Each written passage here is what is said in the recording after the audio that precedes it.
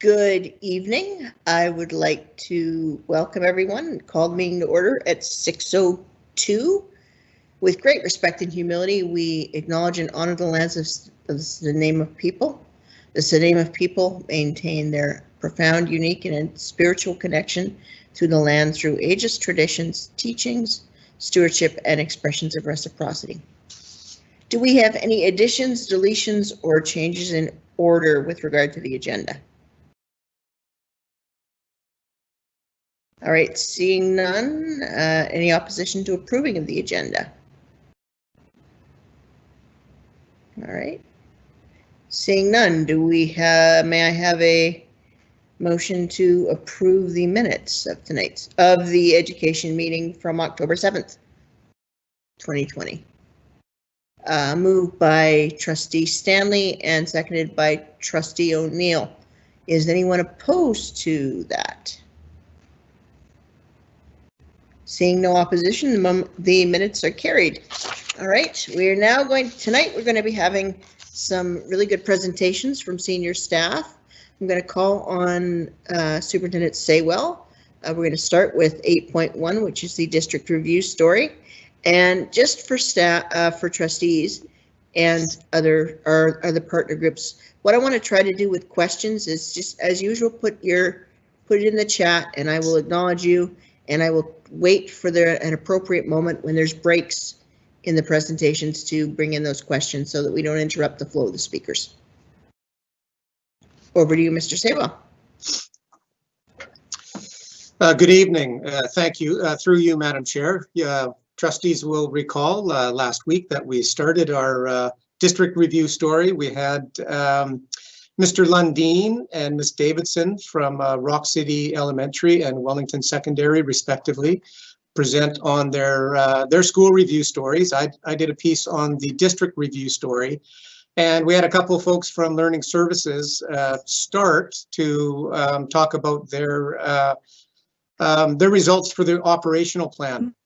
Well, we ran out of time and we didn't get to finish our presentations, and we wanted to move on to human resources. Before I introduce the executive director of our human resources department, Patricia Trick, who we're going to start with this evening, and then we'll have Secretary Treasurer Walsh finish off our presentations on the school review story or the district review story. I just wanted to mention that I hope trustees appreciated how the district's strategic direction found itself in classrooms in the school plans, as evidenced by Mr. Lundeen and Ms. Davidson's presentation. I thought they did a fabulous job. They're not with us this evening. We gave them the night off. With that, I will, like Matt Damon on the Jimmy Kimmel show, we had to bump Ms. Trick last week, but she's back with us this week to do her presentation on the results of HR department working through the operational plan. So over to you, Ms. Trick. Good evening. Good evening, everyone. I'm just going to get my PowerPoint up. Can you see anything? Yeah. Yeah, okay. It's up. Perfect. Okay, thank you so much. So, yeah, through the chair, thank you, Superintendent Saywell. I'm pleased to be here tonight to give a brief update. I know you've got a whole board meeting ahead of you, so it will be brief on what's been happening from an operations perspective in HR since we had our last update, which was this past January. So now, here we go. So I'm just going to start by, of course, these are the board's goals, and these were couple of the objectives that many of HR's action plans came under. These are the 4 action plans that I want to focus on tonight. However, having said that, what I wanted to say is that, you know, operational plans are kind of your best laid plans, but they're always so dynamic. And as you heard from a lot of presenters last week, we all had to go through a lot of changes since we last talked to you about this in January. So I'm going to focus on some of the stuff on paper and some of the stuff not on paper. So I want to start with the pandemic response. This was an absolute significant shift and redirection of priorities for all of us, and for HR, we literally were into uncharted territory. And the primary focus for us was on supporting the workforce around things like meaningful work for all, our leaves, staffing of learning care centers, a ripple effect of recruitment due to shifts in our workforce. We had some ebbs and flows around our recruitment, and also a big focus on keeping our workforce safe and confident.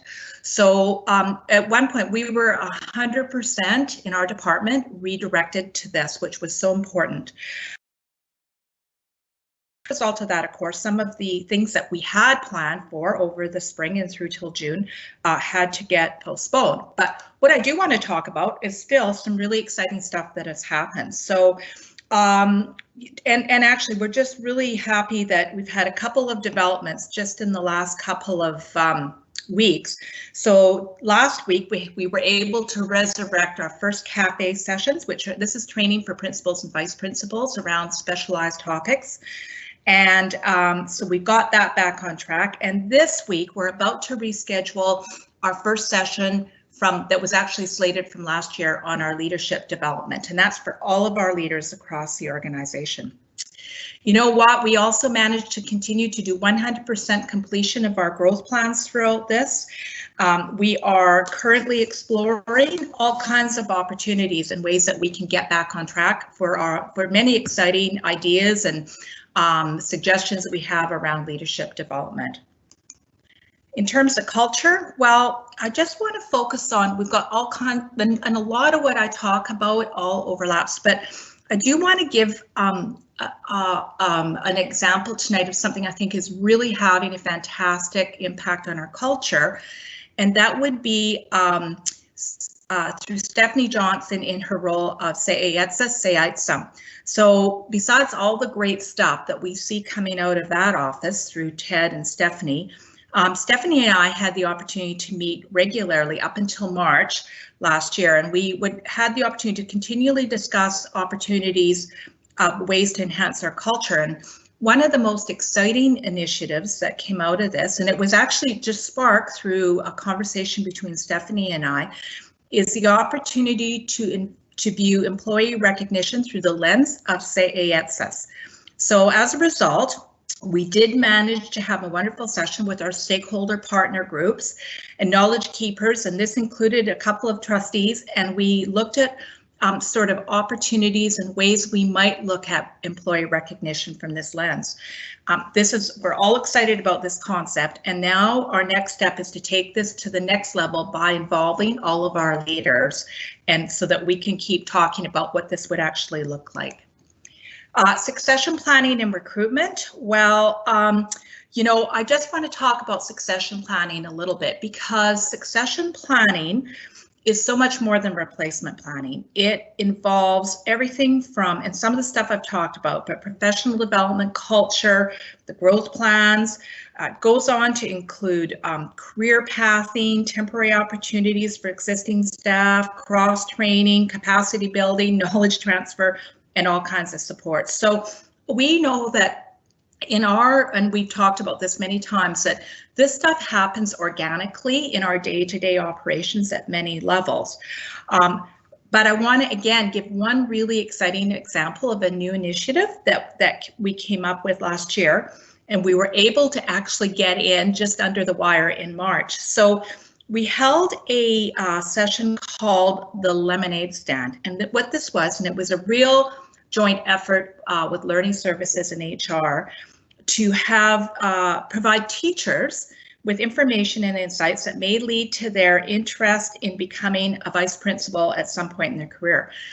It was well attended, it was well received, and we're really excited to do the next session that did have to be postponed. However, Assistant Superintendent Laura Tate and I have had a couple of meetings, and we're trying to gear up to get that next session underway. And if you're wondering why lemonade stand, well, we wanted this session to be casual, relaxed, refreshing, and of course, we did serve some lemonade and popcorn to the people who attended. And just in recruitment, you know, I just want to say we have all of our recruitment activities are well underway right now. And one of the things in HR we're getting ahead of the curve a bit is we're trying to be much more proactive when we know that we have certain positions coming up, when we know that we have potentially maybe a high number of recruitments. And so as we speak right now, we're meeting with some of our managers, and we are looking into opportunities for us to get as proactive and strategic as possible, and as that we can, with you know, following through to make sure that we're recruiting the best people in a timely manner. The last point I want to make here is, again, this is not something that was on paper, but I would be so remiss if I didn't talk about our safety department. And I do want to say that in my career, I have never seen a safety department that became such the focal point, surrounded by an entire organization that were looking to for their support in a very challenging situation. And this is back to our pandemic response. The expertise and communication and the leadership out of that team. And also they did things like, we were ahead of the game in sourcing personal protective equipment because of the thinking that was going on there. You know, they got our EOC up and running, and we were, you know, in really good shape there. And so, and then they had to keep up with the many changes of the landscape as we, you know, sort of navigated our way between, this started with safety in January. That's how far ahead they were, and right through till June, and it continues to go on as we evolve. So I just wanted to close by talking about some reflections I had when I thought, well, you know, there was one thing I wanted to say to you tonight. What would that look like? And you know what jumped out at me is the fact that every single one of our 2,000 and maybe a few more employees had to adapt to the situation in one way or another. And they've come to the plate in so many ways. And I just have to say, we are so proud of our workforce. I was out for dinner with friends on last weekend, and they asked, how are your staff doing? And I said, they are amazing. We are so proud of them in terms of what they're doing to make sure our students are getting an education. And so I want to say that. I want to say a special thanks to all of our principals and vice principals and managers and department heads and our exempt staff, our senior management, our union executive who we met with regularly, which was so productive, and to our trustees for partnering with HR and safety to make our operations flow. And then I have to say a huge gratitude to the HR and Safety Department for raising the bar so high and continue to do so. So thank you. Thank you, Ms. Trick. That was a great presentation. Are there any questions before Mr. Saywell continues on?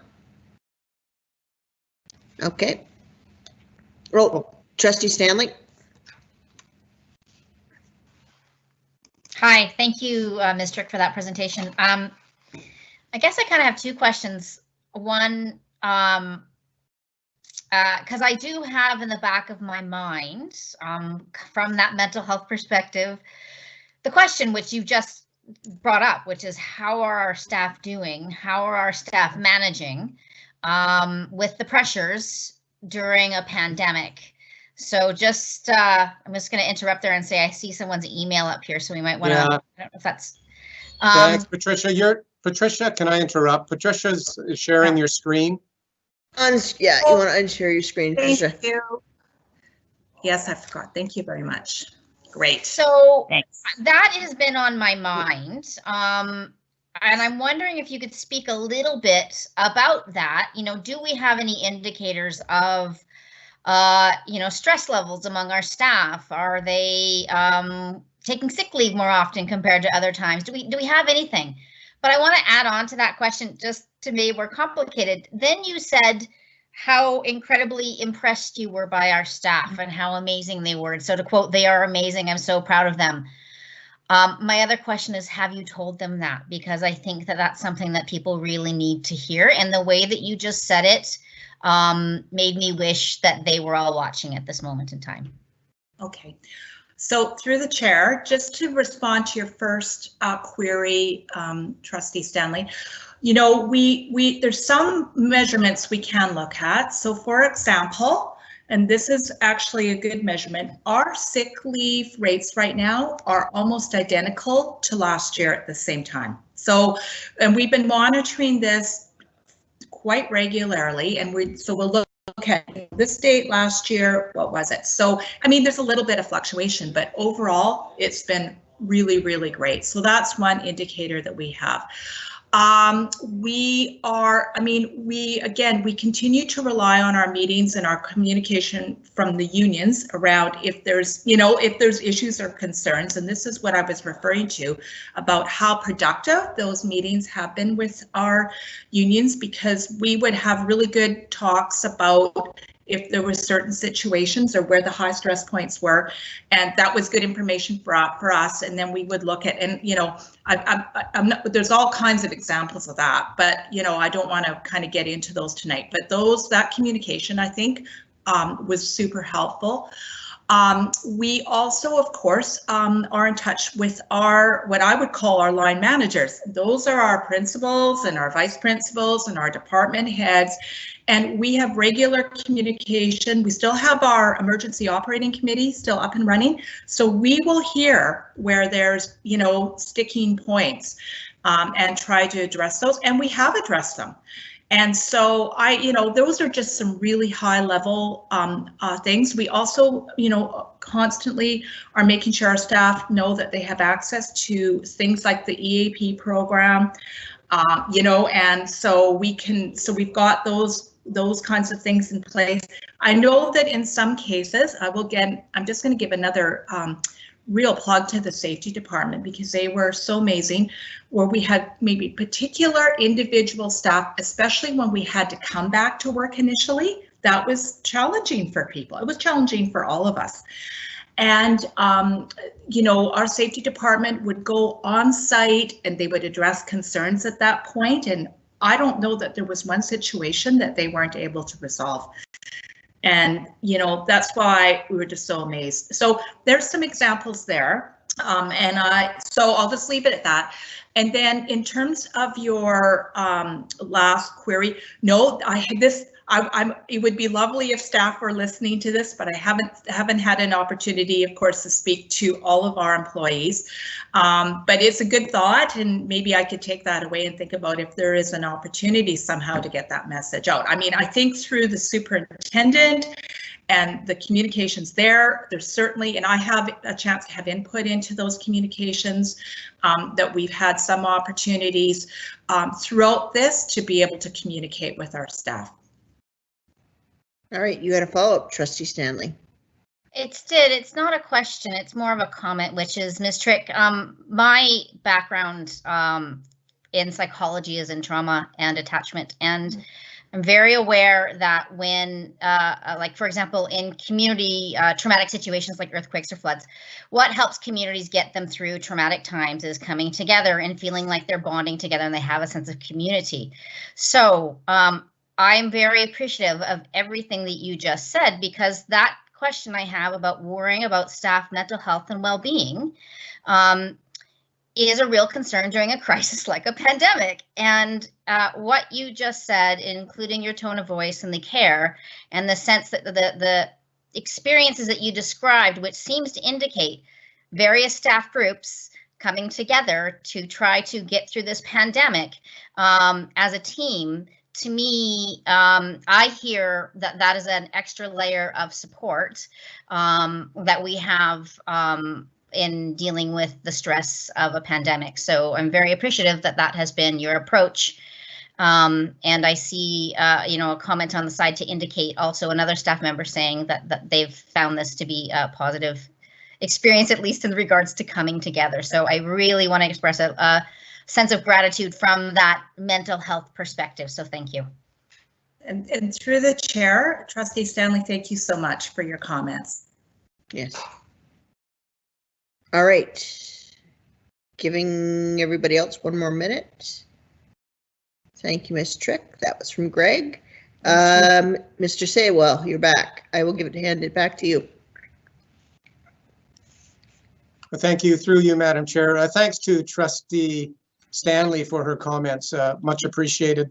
And thank you to Ms. Trick for the presentation. I hope once again trustees can see evidence of a strategic direction in the HR department, and special consideration, I think, for the idea of working through some issues that we've had in the HR department and adhering to CIETS's principles. I really love that. So thank you, Ms. Trick.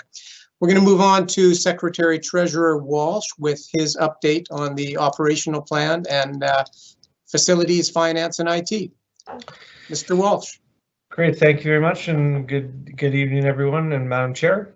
So this evening we'll go relatively quickly through some of the slides and how they tie to the operational plan and how we are doing. So Karen, if you could move to the next one. So on the goal of continuous improvement of instruction and assessment, particularly IT has been moving a number of issues forward, a number of things forward in the operational plan, including assisting in the creation of tools for literacy and numeracy, so with the support of the board, creating an analytics position, so we're in better shape with respect to our data. And then Ms. Trick talked about how sometimes some of the things that we're focused on weren't necessarily in the operational plan. And of course, with respect to COVID, our information technology group has just done amazing work in assisting the district in virtual technology, virtual learning, virtual meetings. So we're able to kind of have a seamless environment on that front for COVID. Go to the next slide. On the topic of safe, caring, and healthy learning and working environment that's inclusive of diversity to our entire learning community, one of the goals was to get universal Wi-Fi available throughout our system. And of course, the board has supported this in a large way financially to proceed. And so starting last spring, particularly, our IT and facilities department have been working extremely hard to get moving on this project. And so we're now 13% of the way through and completing schools every couple of weeks recently. So our facilities department goes in, does the infrastructure work, and then our IT comes in, attaches the equipment, and makes sure it's all working right. So really positive steps forward there. And then one issue that's been talked about is just the focus on ensuring that we're addressing accessibility issues as they arise. And of course, I know the board is interested in a proactive approach, which will hopefully be reflected in our long-range facilities plan. On the front of healthy and safe schools, from an infrastructure perspective, we've got, as you know, Solaire and Pleasant Valley we're starting in January to upgrade the schools that they are going to be moving over to in Woodlands and Rutherford to be ready for those schools next year. They'll be out of their schools for a year, and then we have a 20-year program of seismic upgrading to continue on with after that. And our facilities department is well staffed and ready to be planning that work in consultation with the Ministry of Education.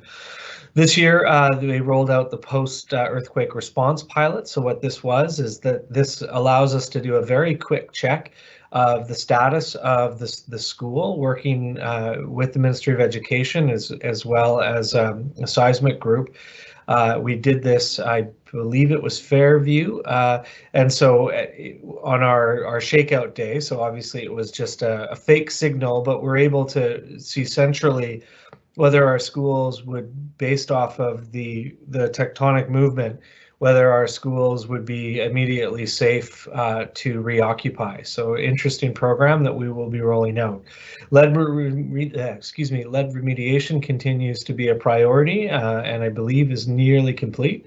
And then our HVAC upgrade program, so many year program, is almost complete, with Solaire and Ladysmith Intermediate being our last remaining schools. And we're moving on to some of our last portables that currently don't have the upgraded HVAC, and I believe the unit should be probably complete in late this year, early in the new year. And then finally, another goal in the operational plan was to use our long-range facilities plan to educate our community about the seismic program. And so we are incorporating that right into the long-range facilities plan, which we'll be bringing back for more discussion in front of the board in a month's time, or perhaps a month and a half's time. So goal is also to incorporate our students into district infrastructure programs, and I think that's been something the board has been very supportive of. And so last year and the year before, and was our students over at Woodlands being involved in upgrading learning studios, so old portables being refurbished. This year they've transitioned to actually assisting with our new childcare builds. And so in future, it'll probably be a little bit of both, but a great opportunity for our students to get some hands-on experience and with our highly capable and skilled trades folks. Risk management is another operational goal, adjusting risk management. And so a couple of things that we were wanting to modernize, and just really want to highlight the work of finance and IT on a number of these issues. And so cashless schools, we managed to get that rolling late spring and very quickly incorporated into our schools with a couple of bumps, but it's actually managed to both obviously have the need for cash in our schools down. So from a COVID perspective, it's excellent, but we're also using the cashless schools to have some of our online forms done through the cashless schools as well. So again, reducing paper, but also making life more convenient for families. And so then our HR system and our finance system refresh. So that is complete last year. And finally, IT right now is going through a data backup and recovery strategy. So hopefully we'll probably bring a report to the board at some point in the next 3 or 4 months, just to give a status update on that particular project from IT. We're looking at how we can embed Indigenous design features into our capital program. And so, for instance, here we're building childcare units on ourselves. We're going to have dozens of sizable projects coming online over the next few years, and it's going to give us some great opportunities. We are, starting to talk to our local land-based and community partners about what this could look like.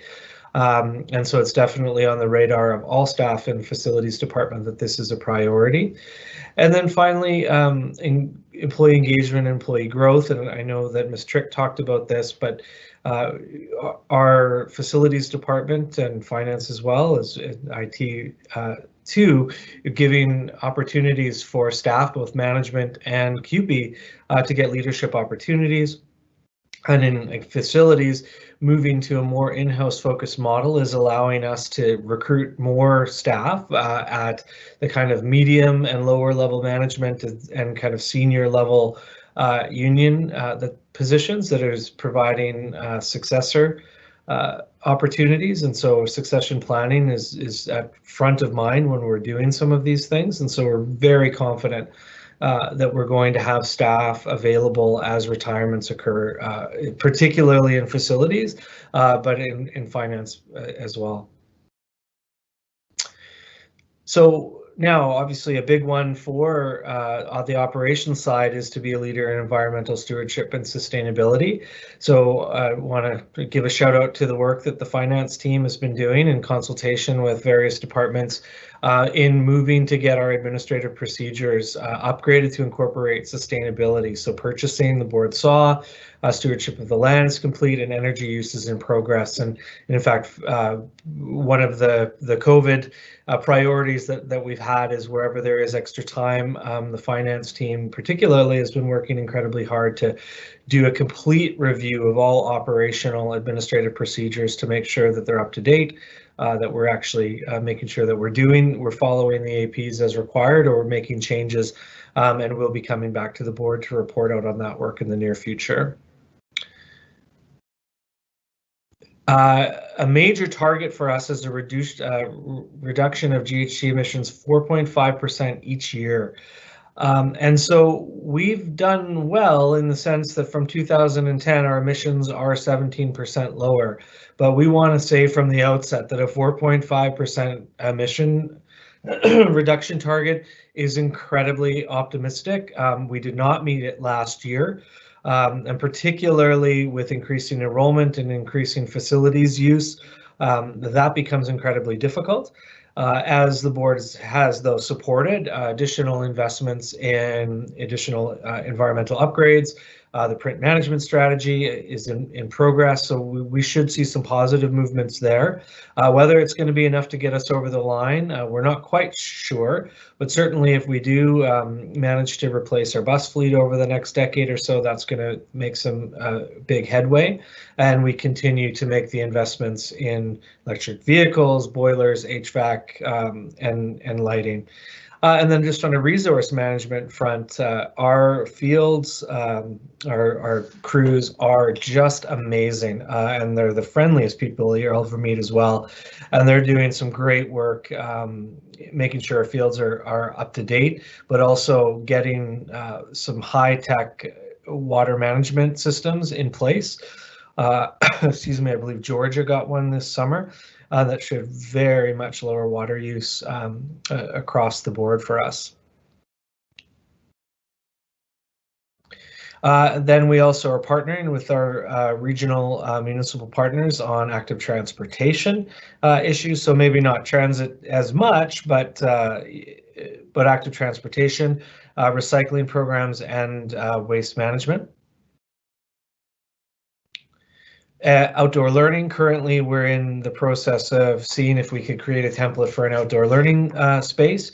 We're also working towards making sure that we are in a position from an operations perspective to protect the interests of the district when gardens are contemplated, but also to support their long-term sustainability as well. And so we're just looking at what are the role both from a support perspective, from not necessarily an installation, but a support perspective, as well as from an administrative procedure perspective. So it's very clear to people the process they go about to ensure that they're able to do that, because we don't want our procedures to get in the way of people making positive environmental choices.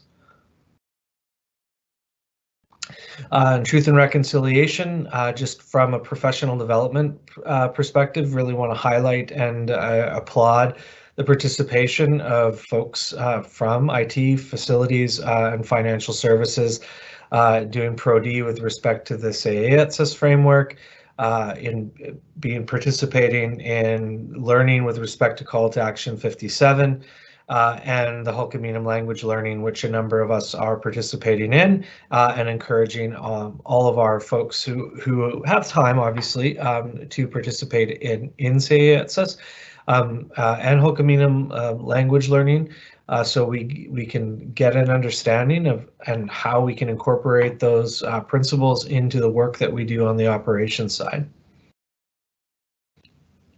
And then there's just the things, particularly on the facility side, how we're working closely with the Snuneymuxw First Nation, and so the role that's been played in the getting to the place where we can have an MOA with respect to QQS, expanding childcare opportunities at QQS, working on the Tay-Tuxton project, continuing discussions on the Selby Village in a City, which are all aspects of the operational plan. And then from a finance perspective, particularly ensuring our resource monitoring. So when finance may be available, we're able to make recommendations about the reallocation of funding. So that is the fairly high level overview. Happy to answer any questions. All right, thank you. We have a question from Trustee Keller regarding Wi-Fi, the Wi-Fi program. Thank you, through the chair. So a question perhaps to Mark.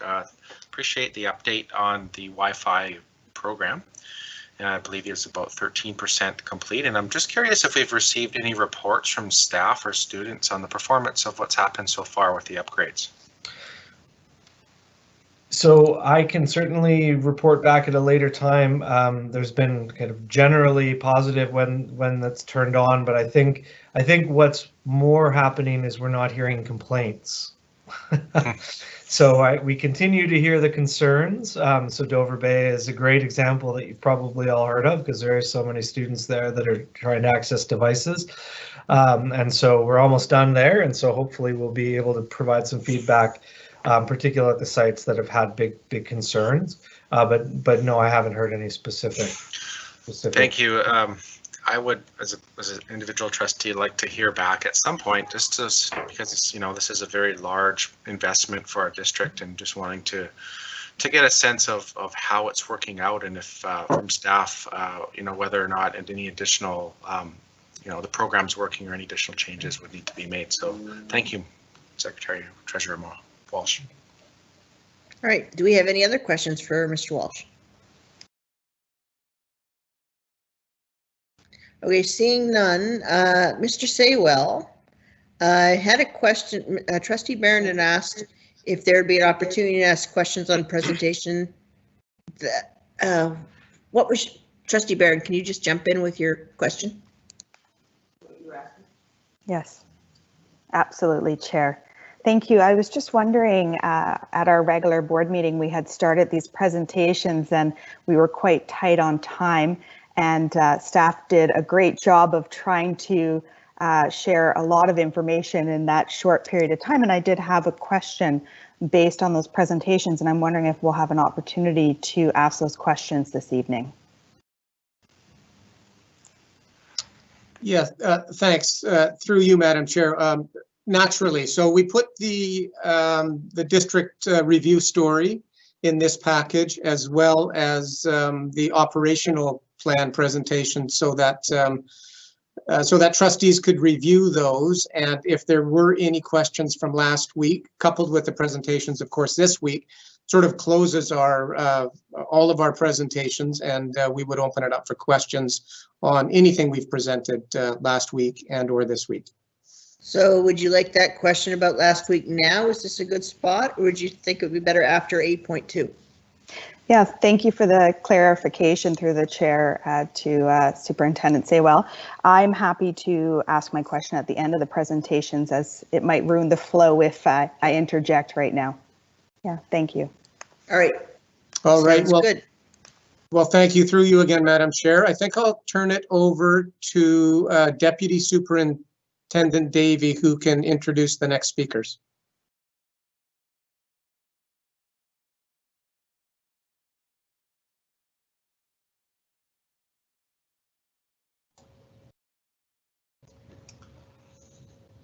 Thank you, Superintendent Saywell, and through you, Chair. It's a pleasure to be able to introduce our next presentation, and tonight we have sharing with you on a topic that's titled Learning in the Global Pandemic. I've got Directors Steele, Olson, Poulin, and Director Cadwallader are going to be sharing with you this evening, and also ready to answer any questions are Assistant Superintendents Tate and Balcom as well. So thank you, and I'll turn it over to our presenters for the evening. Thank you. Oh, goodness, sorry, I'm clicking away while I'm chatting here. Thank you. So this evening, I just wanted to, so it'll be Director Poulin and I sharing the slides this evening, and then of course we'll all share in the questions and answers at the end if it's related to work that we've been directly involved in. So we would like to share a little bit about this coming back to school during a pandemic situation that we're in. Learning in these circumstances, really our reflections this evening will encompass more than academics. We'll share a little bit about how we're supporting the whole child, the whole holistic picture of things. So I'll start by providing us a little bit of context, and then between the two of us, Director Poulin and I will share some information about how we're addressing student well-being this fall, how we're supporting academic learning this fall, and the capacity building opportunities that we have in the system to support the work. So thinking about this context of COVID, we would just like to acknowledge that, you know, there definitely is a potential for learning loss after a period of time away from in-class instruction. Certainly it's been an extended period this year. It wasn't a regular kind of size summer holiday. We know that there was some impact in the spring as well, obviously. But it is a very challenging thing to measure in our moment right now. There are some longitudinal studies that are, you know, for example, the OECD is looking at some long-term economic impact. There's some work coming out of Harvard that they're talking about some studies that they'll be doing over time. But it is very challenging to get numeric data around that right now, partly because we weren't able to do our usual assessments in the spring. So while we assessed what we could in the spring, it didn't look like what it would usually look like at the end of a school year. So we don't have the data from you know, April and May, June to compare against our fall data that we would have in a typical year. What we have worked really, really hard to do this year is get a really solid baseline data so we know where we're starting from. You know, we wanted to hit the ground running this fall. So when our kids got back, we took a really good look at how they were doing and what we're seeing right now in our classrooms. And it gave our teachers a really strong springboard to figure out where to move from there. It might be down the road if we take a look at what our usual trajectory would be over a year, and we've got a way to compare, you know, how this year unfolds compared to how historically things have unfolded. We might be able to notice if kids made more or less or the same amount of growth in a typical year. But you know, every year is different, and our cohorts of children are all different, so even that is a little bit tricky to be looking at. There are some ways we're already familiar with learning loss. We always have kids away from the summer. We always have students that you know, take time away from school because of extended illnesses or other family circumstances. We have families that we know experience trauma and have other personal circumstances that are very complex. We even have something like, you know, secondary students who in a normal regular school year might do math at the beginning, you know, first semester at the beginning of grade 10, and then they don't see it till the second semester of grade 11, and there's a great big gap, for example, there in terms of continuity of content. So we definitely have students coming, you know, from all experiences every year, and that is something that we try to attend to. We know that everyone on the planet is impacted by the pandemic, and that it is, you know, we're coming back to a context where we have some health and safety guidelines to keep us safe. We're looking at returning to as near as normal as we can.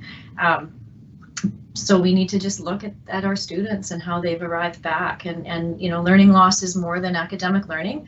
So some of the information we'll share with you tonight reflects some of these other aspects of it. For example, time away from school also meant time away from connections with peers, from interacting and functioning as a community within our schools, practicing how to focus and concentrate and attend to tasks and build stamina for academic learning.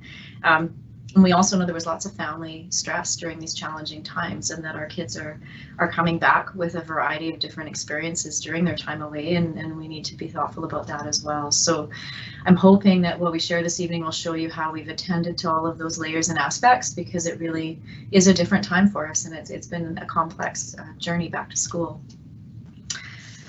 So one of the things that we know when we're thinking about this impact of the quarantine and the need for approaching things this fall is this notion of, I mean, we've used the phrase compassionate learning communities a lot this fall, and we'll continue to talk about that for sure, but just the general sense of compassion.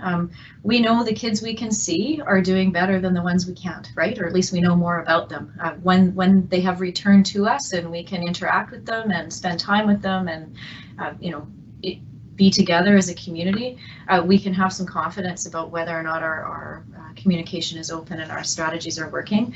The kids that we haven't been able to welcome back to our doors yet are the ones that we're really quite assertively trying to learn some more about and figure out what might be going on for them. So we've done some formal data collection around our children in care, including this morning we had a meeting with our contact at Kwame Leyland to talk specifically about the kids in care through their program.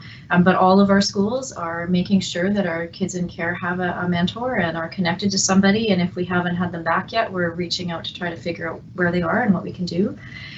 We have a spreadsheet that each school contributes to that's called Families Without Contact. And what we've done is we've reached out to schools to say, okay, if you have learners who haven't returned yet, what do you know about them? You know, have they left the community? Are they still here and they're not ready to come back yet? Do they have some things going on for them that we can support? So we know that on October 2nd, which was the week that we implemented the spreadsheet, we had 34 students that we had no contact from at all. We didn't know where they were at. And we had 118 that somebody had heard from, but not really in a sustained, engaged kind of way, and we wanted to learn more about that. The update on November 2nd, we have 16 students that we haven't been able to make contact with yet, and we have 58 where the contact continues to be quite limited, and we don't have a super solid plan for how we're bringing them back yet. We have our transition teachers who are tracking the frequency of their contacts and the nature of the contacts with their families through phones, through emails, through personal conversations, and where they haven't been able to solidly engage those families in transition conversations, we've connected back with the homeschools and just asked them, you know, with the adults who have good relationships with those families, how can we answer their questions, support things that they would need in order to come back to school.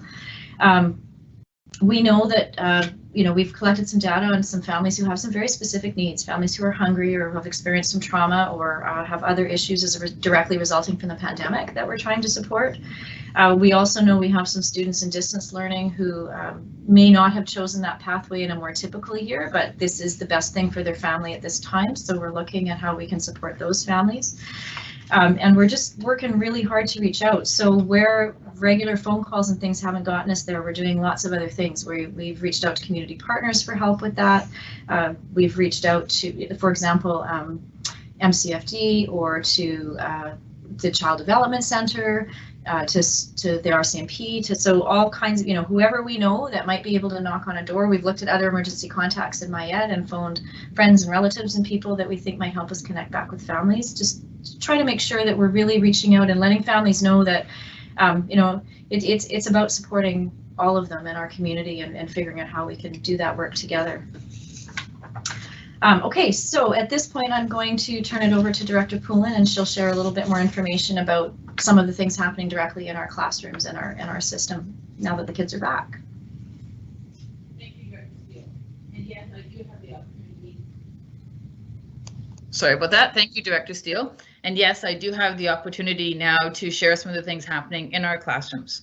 So at the start of this year, the direction really that we did give our schools was to focus on creating those safe, compassionate learning spaces in each of our classrooms. As we had already said earlier, we know that the academic learning can only take place when these safe environments are created. Our focus continues to be on creating opportunities in all of our classrooms and schools that embrace the whole child and take them from where they are currently and to move them forward, both academically as well as social and emotionally. We also recognize that our students would need to feel safe and comfortable being around others again. They're coming from situations where maybe they haven't spent as much time interacting due to the global pandemic.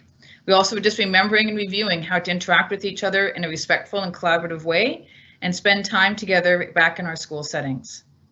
In addition to that, our teachers were doing their usual fall formative assessments. Some of them that we've spoken to before, the PARS, so that's the primary reading assessment, the intermediate reading assessments, school-wide rights, and classroom-based assessments, so that we could make sure that we were guiding the direction for each of the classrooms for the learning for the children in those classrooms. We do have students in different places of their learning every year. We always need to know where, how they are doing currently and where they are now, so that we can help them in this moment to move them forward on their learning journey. In our schools, we do many things to support learning. It isn't just about the 3 R's. It's about social connections and interactions, ways of being in our community together, as well as learning the academics. When we do look at academic learning, it is important to note that many of our activities are hard to put into an academic box. Many of our activities cover a broad range of developmental areas. So taking a look at the screen, we have the CETSIS framework pillars in the center, and it's challenging even to explore one pillar at a time as we take a look at these images. Just going to give you a minute to take a look and consider which pillar each of these images may fit into. For many of our learning opportunities, the outcomes may not even be the same for each learner. For one, it might be considered a literacy activity where it's about communication, where for another, that same activity could be around their mental health because of having a chance to connect. It is holistic. Learners connect to activities and learning in so many different ways. Our classrooms are working to provide diverse learning opportunities, outdoor education opportunities, and again, always focusing on where the students are currently and moving them forward from their current placement. We do ongoing student assessments throughout the year to celebrate student success and to guide the instruction and possible intervention as needed in each classroom. These could include reading conferences, observations, exit ticket review questions, projects, or even mini quizzes, to name just a few. There is such a variety that happens in all of our classrooms. We use a variety of tools for a variety of reasons at different times. We do realize that there have been some learning losses and even some learning gains in many different ways for all of our learners, both children and adults, during the challenging time. The importance is acknowledging where they are now and creating an environment for moving forward. We assume diversity to start with and then build from there. In addition, we continue to provide many district opportunities for our staff throughout the year. I'm going to speak to just a few here. We are looking at reworking our monthly principal and vice principal meetings format to focus on learning topics. So coming away from updates to focusing on aligning these meetings with to meet the needs of our educators and learners in our system. Some of the topics that we're looking at and addressing in the next few months are building cultural capacity, numeracy pedagogy, coaching conversations, and mental health, to name just a few. Another new opportunity we're providing this year to our teachers or any of our other staff in our district is Teams Talks. These will be various topics offered to teachers, EAs, administrators to join in collaborative professional conversations with a group of colleagues on a given topic throughout the year. These conversations will be facilitated by our learning coordinators, and there is a very large range of topics being covered. Some of them would include Indigenous perspectives across the curriculum, French immersion, the early learning framework, literacy, numeracy, anti-racism and cultural safety, environmental stewardship, and supporting English language learners. And honestly, I could have probably listed off about 30 more. There are multiple collaborative conversations being planned. We're also continuing with our inclusion series about the elementary and secondary level. Courageous collaborative conversations, which will focus on understanding the importance of doing a wholesome scan of each classroom and making adaptations to best meet the needs of all children in the classroom in all areas of their development. And always remember that teachers work with their staff to plan for their own professional development opportunities at the school and district level on their 5 POD days throughout the year. In response to the compassionate learning surveys that we completed with our principals and vice principals, we're also looking at offering a series of events and opportunities that are being created and have already begun. There's a year at a glance for ongoing professional learning targeted specifically at the areas identified by our principals and vice principals, the mental health newsletters that are coming out monthly, and again, dedicated time for supportive dialogue and admin meetings. For our QP staff, we had some opportunities at Pro D in October that covered a number of sessions, including leading with a trauma-informed lens, understanding the ABCs of behavior, facilitating self-regulation, and learning for students with neurodiversity.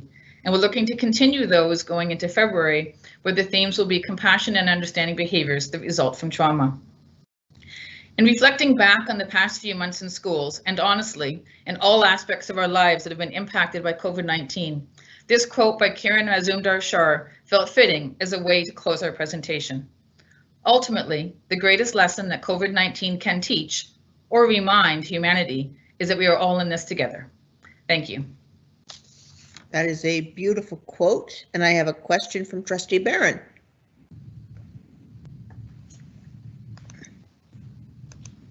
Thank you, Chair.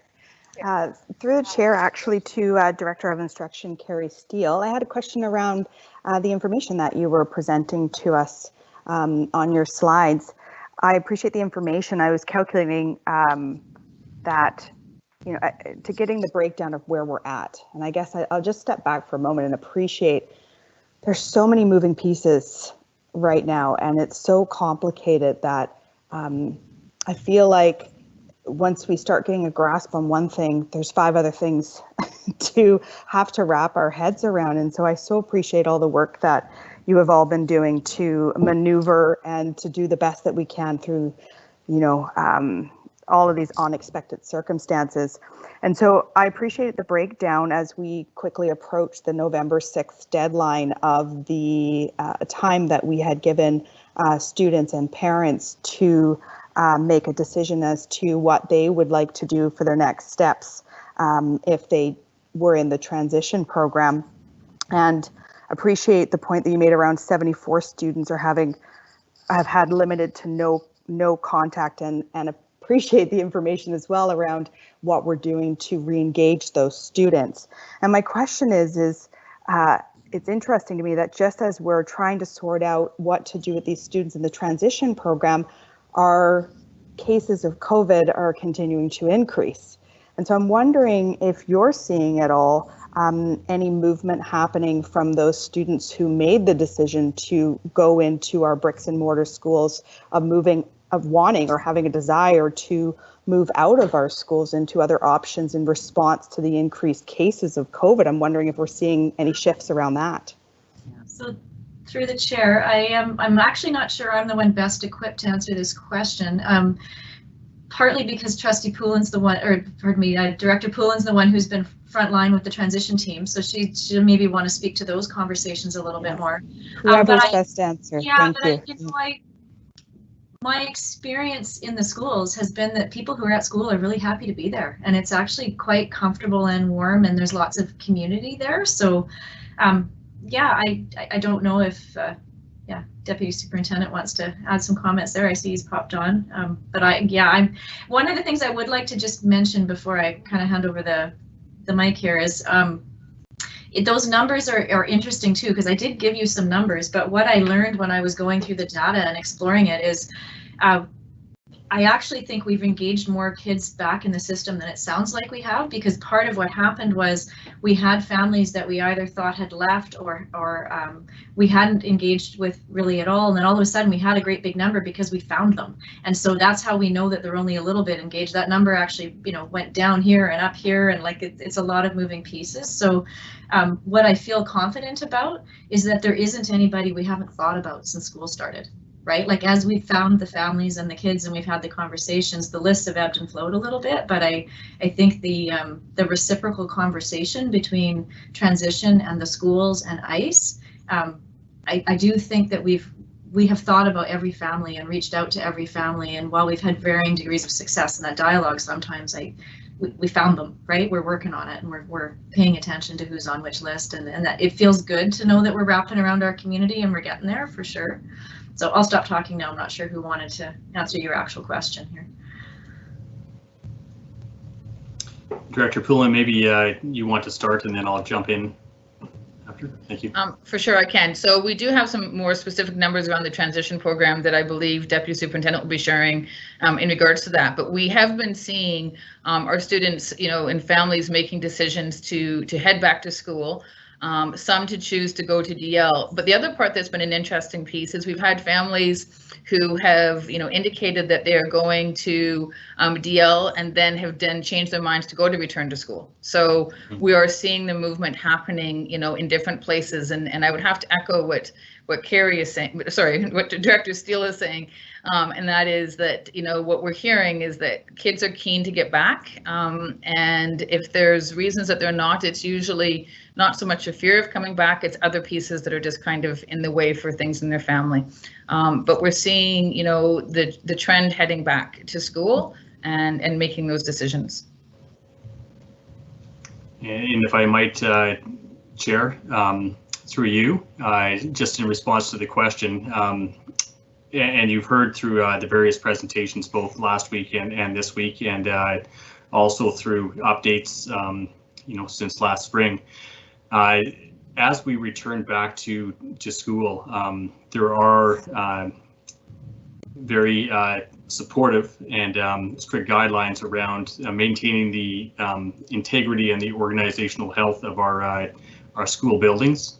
So those guidelines are in place, and I will state, as has been shared, it's cross-departmental work that's taking place around emergency operations, and the committee work that's taking place there, as well as leads from some of the presenters this evening in terms of their work to support these guidelines. And as we have updates or additional questions come forward, we're probably on a daily basis, we're contemplating what these guidelines look like and how we're adapting to needs. But what I can say is within the our school buildings, both regular classroom instruction and our mainstream buildings, and also through Island Connect Education, we've got very supportive learning environments in place, and everything that we're hearing is that students are feeling safe, welcome, and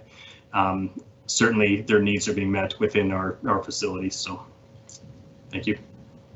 All right, thank you, Mr. David. Do you have a follow-up, Trustee Barron? Yes, I'm trying to determine whether it's a stretch. It is a follow-up, and maybe if it's not a question that can be answered right now, then we can always get it another time. But I am reflecting on the reality is that we always have some students that are disengaged from schools. We're always working to re-engage schools. It's an ongoing process, whether we're in a pandemic or not. And I'm wondering how those numbers compare to prior to the pandemic to now. If we're seeing a higher level of disengagement, these numbers, to me, I don't have it in context as to how it compares to before the pandemic. So it's a thought that came to mind that I'm interested to know if our levels of disengagement have in fact increased since the pandemic.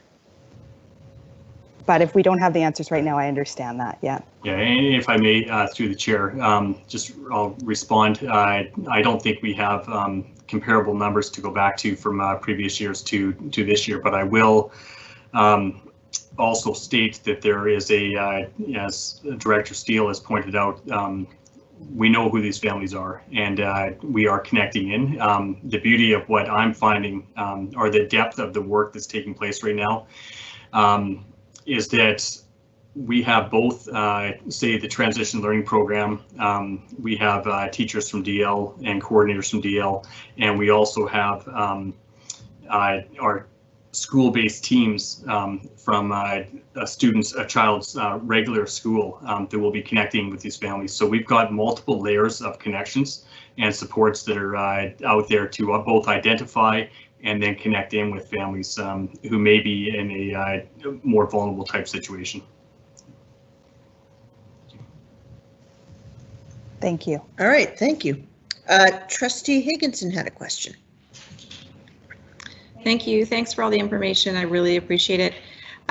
So my question is more geared towards what we are finding out of two areas in academics for our students. One, at the secondary level, second semester last year, students were actually in school for about 5 weeks, maybe. And then out of school, learning in a new environment under, like you mentioned, quite stressful times. So I'm wondering, now we have students who are learning under the quartermaster system, and I'm wondering what we are doing at the secondary level to address the fact that there is surely to be some knowledge gaps there, and how we're utilizing our time in the condensed quartermaster system to try to make up for those knowledge gaps. The secondary curriculum is not quite as flexible as the elementary curriculum in that area, especially with the elementaries having the whole year long.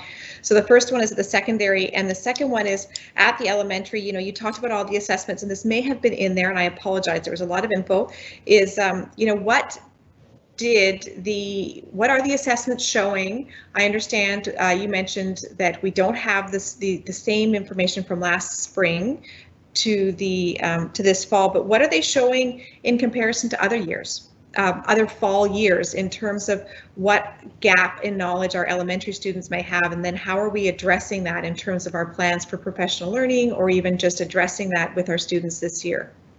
Thank you. Thank you. And through the chair, I might ask Assistant Superintendent Balcom to address the first question, and Assistant Superintendent Tate may lead us off in addressing the second portion of the question. Thank you. Thank you. Yes, and through the chair. The question around the secondary students from second semester last year, and you're accurate that we had about 5 weeks of the second semester prior to spring break, and then of course the interruption with the suspension of learning, and then the various stages that we went through. And in the spring, you know, the ministry requirements for secondary schools was for teachers to focus on a reduced number of learning standards, to focus on those core learning outcomes within each course. And teachers did that, which of course led to the conversation among schools of how do we get students prepared for the following year. So if you're going from grade 9 into grade 10 and beginning the graduation program, or if you're going from grade 11 into grade 12 in your final year, how do we best prepare students to be as prepared to begin that year as possible? And so that was a conversation that happened back in the spring, in May and June, when students returned on a partial basis for some in-class instruction in June, and while others remained at home. And you know, the interesting one of the interesting things that came out of that was as Director Steele mentioned right off the top, was quickly figuring out where are students at now and where can we get them to. And you know, conversation, if you're in grade 9 going into grade 10, that concept of saying maybe I'm not as prepared as what, you know, say an older sibling would have been who graduated and didn't go to school during a pandemic. You know, teachers have time to get those students caught up, and they have time to focus on those core learning opportunities and opportunities to be able to say, you know what, this is, you know, if I'm teaching a student in pre-calculus 10 and pre-calculus 11 or pre-calculus 12, if I have a group of students coming in that did not have the same foundational experience the previous year, they've got a 3-year journey to complete the pre-calculus 10, 11, and 12 experience in learning. And so those conversations happened both back in April, May, and June, but they also happen in September, October.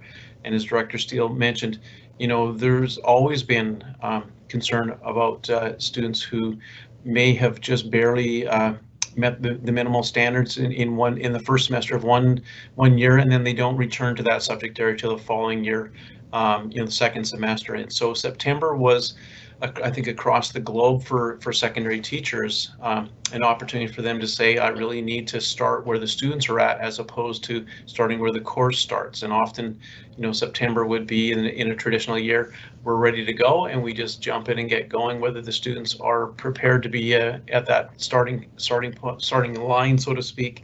And I think schools have actually, in conversation, have been really responsive to that and have appreciated the fact that there is a very diverse range of students who have come in. And some students had learning gains in April, May, and June that teachers were surprised with, because some of the other challenges that schooling presented didn't happen remotely, and they were able to focus and accelerate. So when you look at a range of learners coming into your classroom, you know, some of them made some learning gains in the spring, while others who you thought may have engaged didn't, for a variety of reasons, from picking up work to you name it. So it really is a matter of starting with students where they're at and moving them to where they need to go. Thank you. All right, thank you. Good evening. I think the question for the elementary perspective was around measuring gaps from this year to other years, I think. So I think what I would say, I'll say a few things in response to this question, but this really is sort of what the director's presentation is attempting to address. So I'll speak very quickly, but I will absolutely invite our director team to comment further. And again, I'll probably be saying a lot of what Assistant Superintendent Balcom has said, in that we don't have necessarily a mechanism that we can measure district-wide kind of where kids are at right now to measure that perceived or theoretical gap or realistic gap that may exist now due to COVID.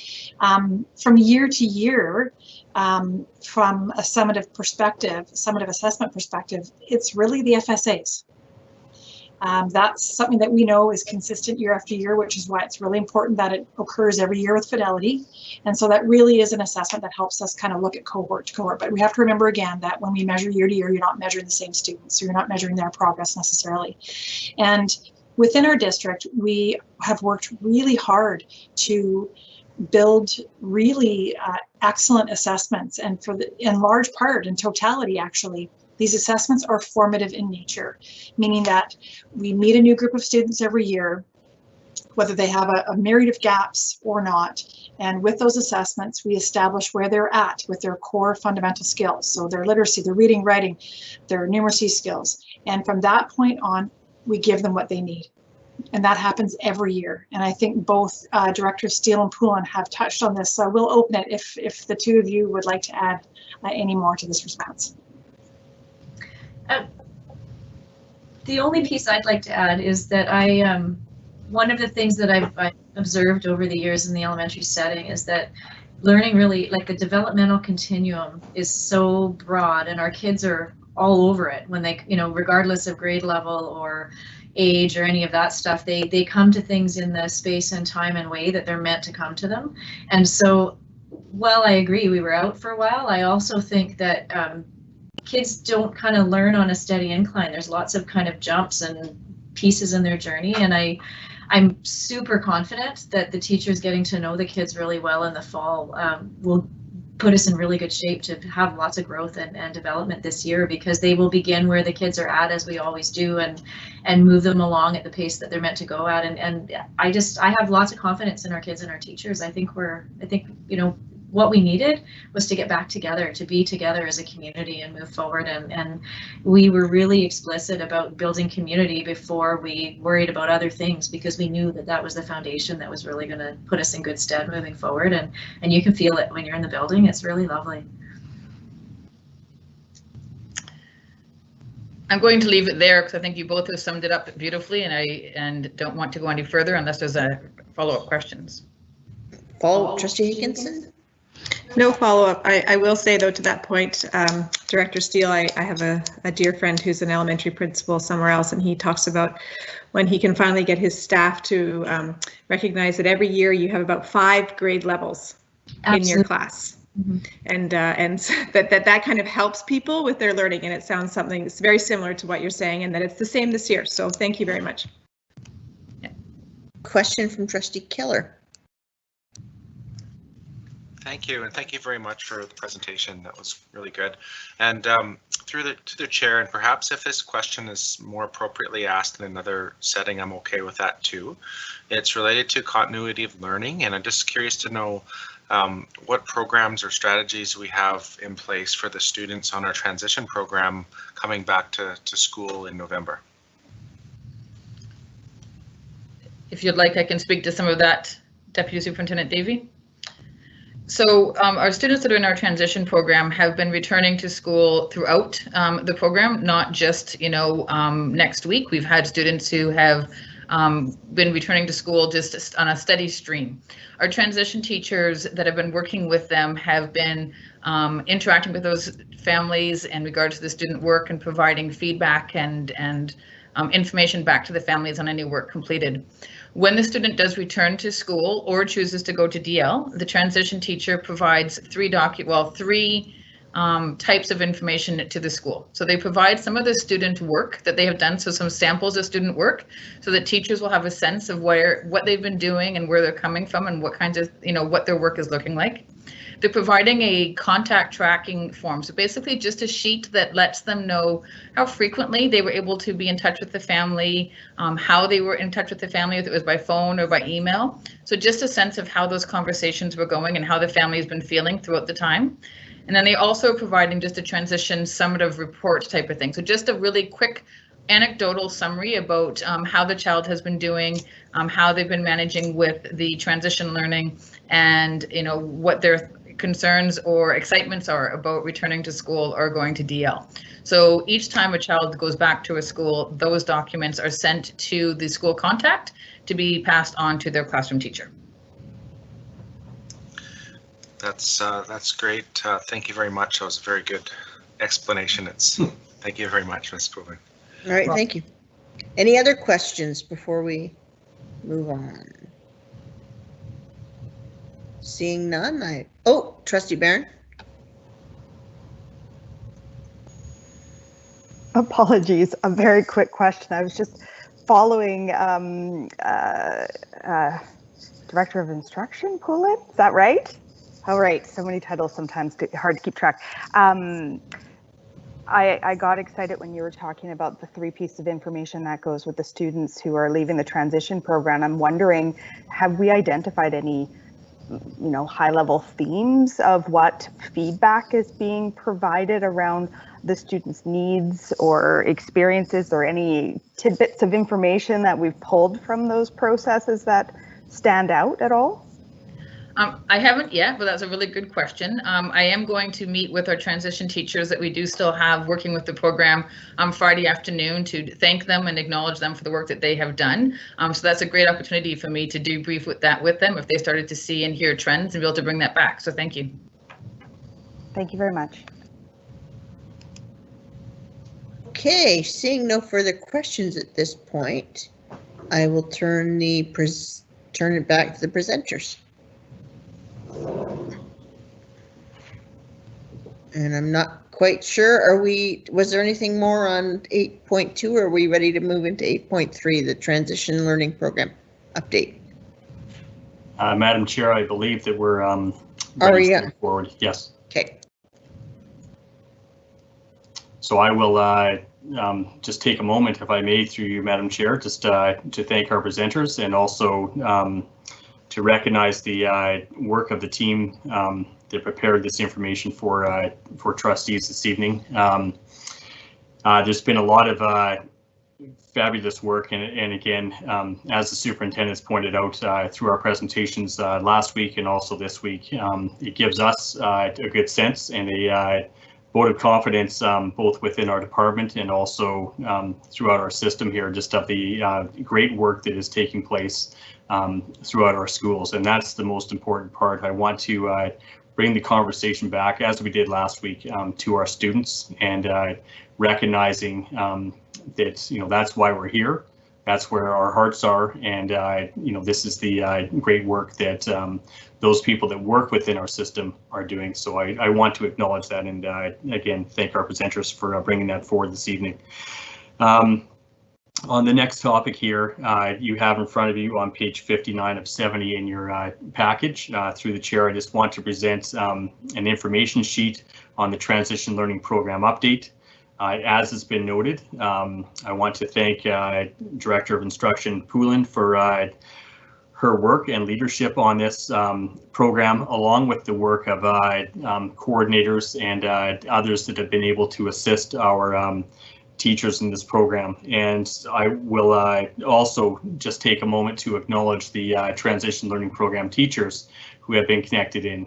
What you've heard this evening is how those teachers have been able to connect with both families and students, but also on the other end, connecting directly in with the regular classroom teacher who the students are enrolled with, and also with if they're transitioning to the distributed learning program, for example, making those connections and helping support those transitions for students as they're moving based on decisions that they're making at this point for their families. So I want to acknowledge that. You've got the information sheet in front of you, and what I would like to do, again, thanking the team for bringing information forward, is just to provide you with some updated numbers as of this afternoon. So as I'm having conversations with Director of Instruction Poulin, she tells me that almost on a minute-by-minute basis, these numbers change.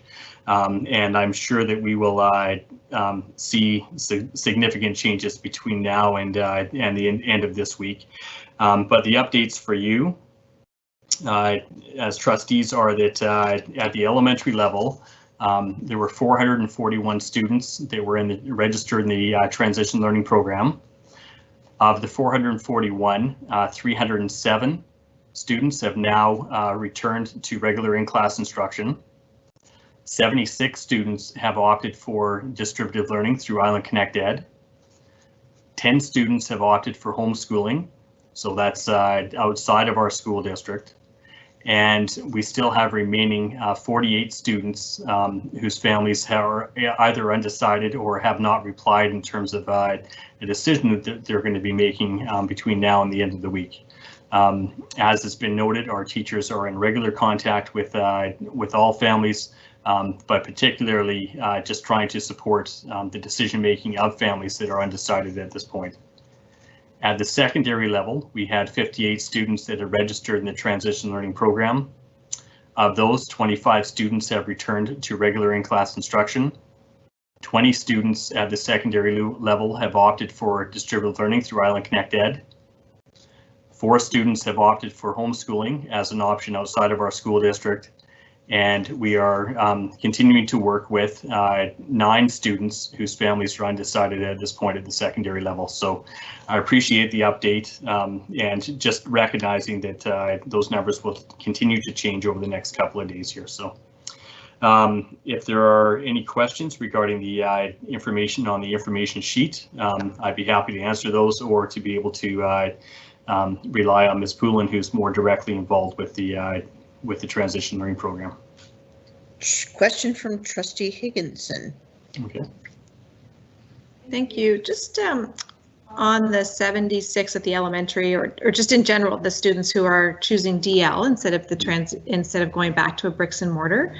I'm just wondering if we have conversations with those families to understand the reasons for those choices. I mean, for some families, it's actually turning out to be a better fit, and they're learning about their own abilities as teachers and in their home with their students. So I wonder if we have conversations with them about why that choice was being made, and if there is something that we can do to make families feel safer. I don't know if it's time for another update with Dr. Banuzik or what, but I just wondered if it is about safety or what the reasons are for that choice. Through the chair, thank you very much for the question, Trustee Higginson. I see Director of Instruction Poulin on the line here, and I'm also going to ask, because Assistant Superintendent Belcom is more directly connected in with the Island Connect Ed and the staff there, that he may also have an opportunity for response as well. So thank you. Thank you. So when our transition teachers have been contacting, I've been asking them to keep notes so that we have a sense of that. And it really has been quite a varied response from some families still just not feeling comfortable from a health perspective, and their families that are not going out into the public really for hardly anything still, to some that have some other health issues at home. And to others who are just wanting, that are finding that the online is working for them. So it really is quite a varied response that's coming back from that piece, and families just not quite sure yet. And so, we've also encouraged our principals and vice principals to reach out to these families to make sure that they can answer the questions directly about what it looks like in school for these families, so that so they have a direct connection, so that the families have a sense of what they would be coming back to when they're coming back to the school. Thank you. And through the chair, I'll just add that in addition to families who are making decisions from the transition learning program, some of our families that chose DL at the beginning of the year, obviously our numbers are significantly up in DL.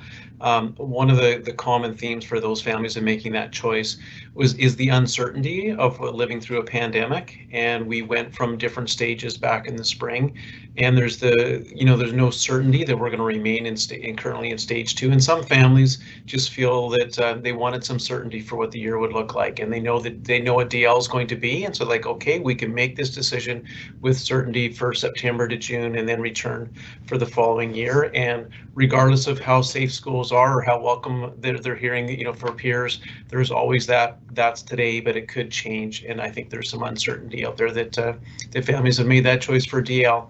And similarly, coming from the transition learning program to opt for the DL, it's the same uncertainty that was there for them in September that made them choose the transition learning program, that hasn't changed for them in their minds, and so DL becomes that option that gives them some certainty for what the education is going to look like for the remainder of the year. Okay, follow-up, Trustee Higginson.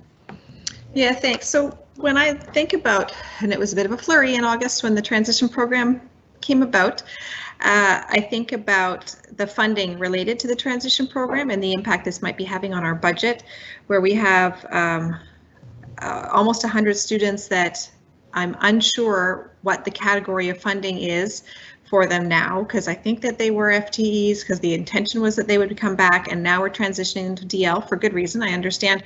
So I'm wondering about the impact that has on our budget and also our staffing levels, if this has what kind of impact this has on our staffing levels. Thanks.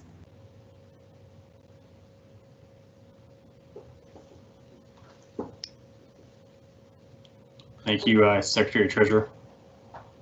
Through you, Madam Chair. So with respect to the students that were in the transition program, they were enrolled in their schools. So they were funded under the 1701 process.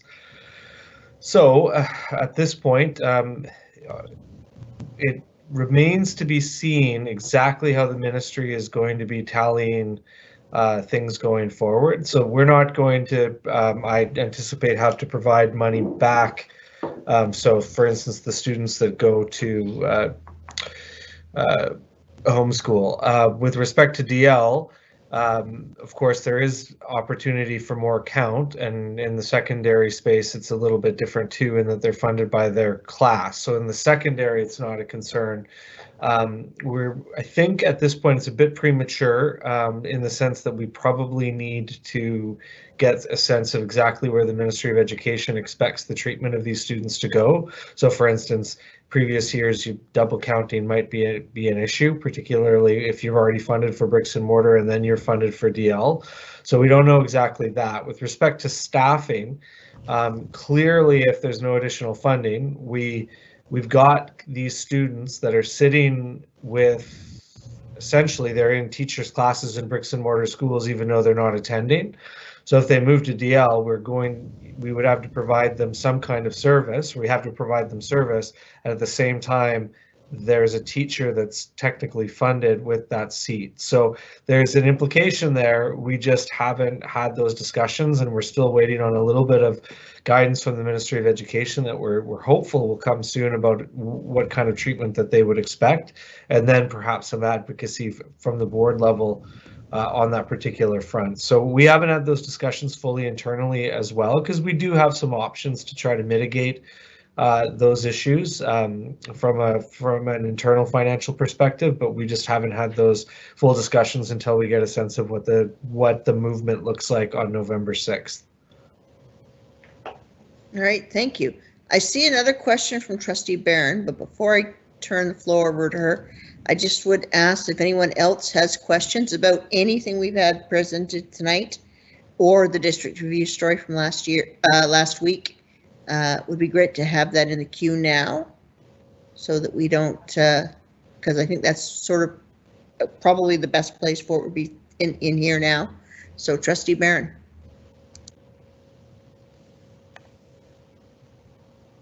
Oh, well, that changed things for me. Thank you, Chair. I did have a quick question around the topic we were just talking about, but maybe you could put me back on the list. I did have a question from our presentations at the regular meeting.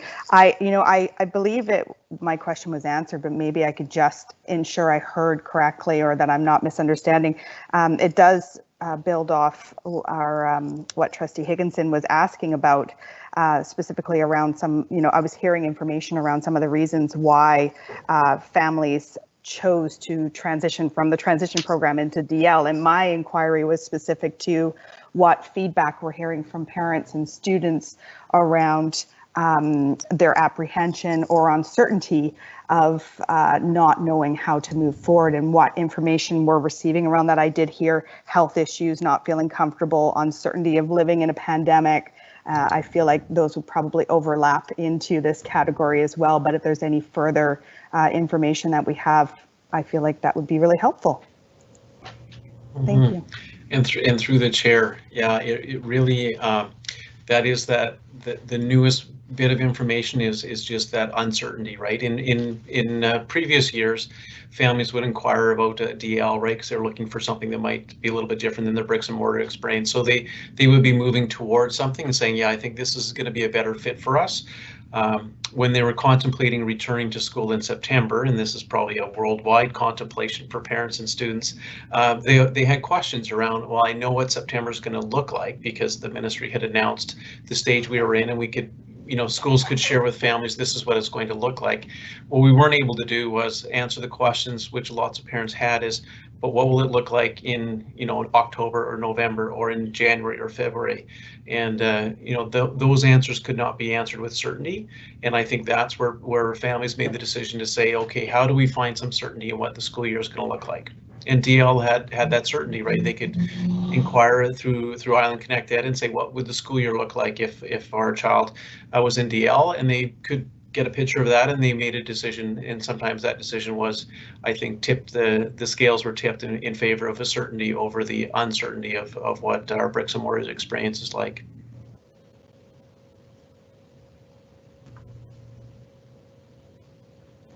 Thank you. All right, I'm going to actually go to Trustee Stanley because she hasn't asked a question yet in this round, and then I'll go back to Trustee Higginson and Trustee Barron.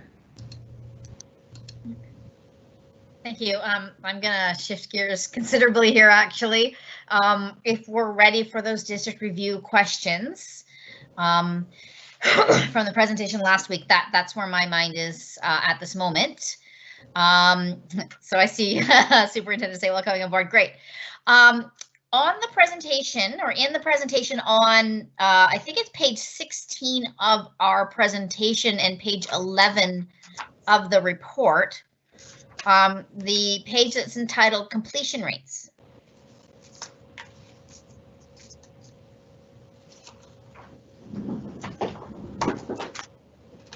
I'm gonna stall to give everyone a chance to know what I'm talking about.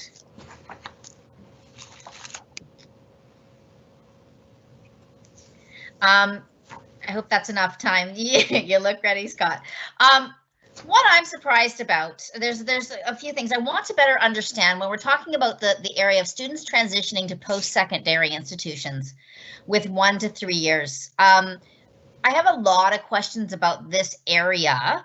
It's concerning to me that when we look at the only piece of data that we have from 2000, or students that graduated, I believe, in 2015-16, that only 4% of them have continued on to post-secondary up to the 3rd year of post-secondary is how I'm reading this, which seems to me a really low number. Now, I'm not exactly a representative group of the average, so I may be completely out of touch, being kind of an academic person, but I'm wondering in general, why, is this comparable to either provincial numbers or comparable to school districts that are comparable to us? And if you can tell me a little bit about the story of this data, for example, why don't we have anything more recently? Do we think this trend is changing? I want to talk about that kind of more academic, higher learning end of our learning crew, for lack of a better word, and just try to think about, how it is that we can potentially raise those numbers. So, give me a little story if it's possible. Yeah, thank you. Through you, Madam Chair. Great questions around sort of digging into this data, and I think this is sort of the next step for the board in this cycle of continuous improvement, right? So at some point, the board would look at this information, and particularly as we approach the budget process, that in some ways this would be great information for how we allocate resources going forward, and where we should allocate resources. What this says is that in the first year, 46% is of students who graduated went on. In the year after that, out of that group that graduated, another 11% went on, and then after that, 4% further went on in their 3rd year. So that's to say that 4% of that graduating class, 2 years out of graduation, decided to go on to some post-secondary institution. This is relatively new data for the district, and the first time it's been a requirement to share this information. I saw Mr. Balcombe there, and maybe he had, from a secondary point of view, a little more information about that. Yeah, no, through the chair, and I was just mostly leaning in, and I think I clicked on my my video to watch what you were saying. But I am interested to know, as you said, this is kind of fairly new information. But we will be looking into, because that's one of the questions that secondary schools often have, is they typically know that 46% that are going direct to post-secondary. You know, school counselors have a pretty good feel on which those students are. The 11% that take a year out and then, you know, go on to post-secondary are a little bit more known. That 4%, I think if we ask schools to identify, in this example, those 37 students, they wouldn't necessarily know. And they would be curious to know why those students engaged 2 years out. Was it because employment wasn't working the way they wanted to and post-secondary was in their works, or was it they were saving money so that they could afford post-secondary, so there's a financial component. So I think there's some interest in knowing who those students are, what their stories are, but also who the students are that are not engaging in post-secondary after their first, second, or third year out, and finding out what their stories are, what their barriers are, because often the barriers to continuing your learning can be addressed, you know, while students are in the graduation program in high school in grade 10, 11, and 12. And sometimes if work gets done at that level, some of those barriers can be removed, and more students can access post-secondary. So I'm intrigued by these numbers. And I always wanted, like you do, Trustee Stanley, want to know the stories behind the data. And you had a follow-up, Trustee Stanley. I do. I'm hearing that I may have misinterpreted the data here. Are you saying that? So I kind of have a follow-up after this clarification. Are you saying that these numbers indicate only those students that 3 years, for example, 3 years out of graduation, decided to enter post-secondary for the Correct. first time? Yeah. Okay. Yeah. Okay. So that interesting. So then what I would like to know, and not that we have it here, but, you know, as you all said, that this is stuff that we can dig into deeper, but I would really like to start to know, you know, of those students that went on to post-secondary, how many achieved A, their goals, and B, you know, how long did they enter into those programs? So if you entered in first year, 46%, or, you know, 51% at the later years, did you finish out your intended studies, or did you drop, you know, did you end off that first year? Those are the kind of questions that I would like to know specifically, so we can look up or start to kind of have a conversation about how it is that we're setting up our students for success beyond K to 12, which I recognize might be a future conversation, but it's one that I'm very interested in. Yeah, thank you for that. Through you, Madam Chair. It's fine to know how many students. So my quick math says that in 2015-16, 61% of students after 3 years enrolled in some post-secondary institution, which is great information. But the real measure of success would be how many of those students finish their program. And I don't know if we have Director of Indigenous Education and data here this evening. I should have checked if Ted was with us, but this is hard to come by information. And you know, interestingly, in school districts, strategic planning and yearly reports are a relatively new idea, strange to say, and we're just starting to use this post-secondary data. And it's not refined yet, and we don't have the data you're looking for yet. Then we have lots of really good future conversations to have. Absolutely, Great. Great questions. Thank you. Thank you. Okay, I'm going to actually go now to Trustee McKay because she hasn't asked a question yet. Thank you. Through the chair to the superintendent, or perhaps Assistant Superintendent Tate. During the district review story, we saw quite an incredible alignment between the board's strategic plan all the way down into the school plans to see what that looks like. When I'm thinking about one of the school presentations by Mr. Lundin and his discussion around data, I'm thinking particularly the slide that he shared around how many students were reading below grade level. And so what I'm wondering is, in past years, we have, I'm thinking specifically, I believe it was 2019, we saw our focus schools come to us. We had the opportunity to hear from focus schools around the growth that happened with those literacy assessments. So they assessed in the fall and they reassessed in June to see how much growth they had, and it was actually tremendous and quite incredible to see the growth. So I have two questions. My first question is, will we see something similar this June to see what kind of growth we get based on those formative assessments in those focus schools? And my second question would be, would and perhaps this is one you may have to take away, but the percentages that we saw on the slides that evening, how different are they from previous years? Yeah, thank you. Ms. Tate, I think you're best to respond. Thank you. Yeah. Yes, so every year focus schools are required to submit. They have to submit summative data. So we have that every year. And so yes, you'll be receiving that again this year. I can't speak exactly to the data that Mr. Lundin presented. I'm not sure. It could have been PM benchmarks. It could have been, DRA.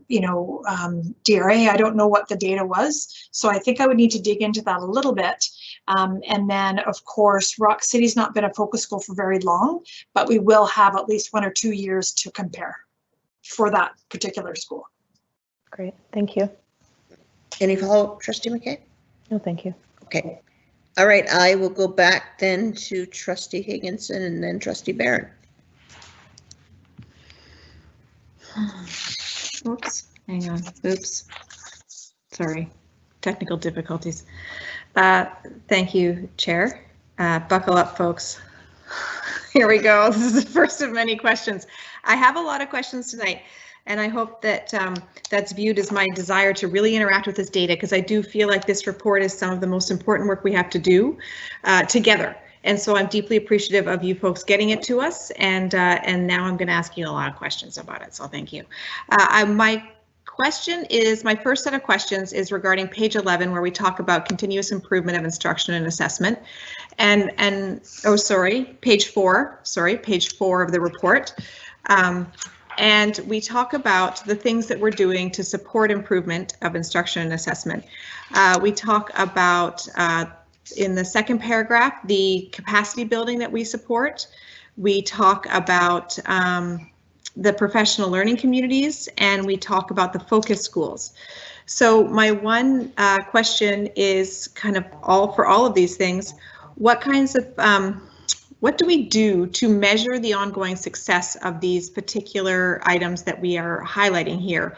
And I think part of it was just answered in Trustee McKay's question and the answer to that question, but I think it might be really beneficial for us to see some of that information as part of this this report as well, so that people can see that we do measure the success of these, if they're working, if they're not working, and how we pivot and change things to know if they're not working or they are working. So how do we measure these things, and what do we do to know if they're being successful?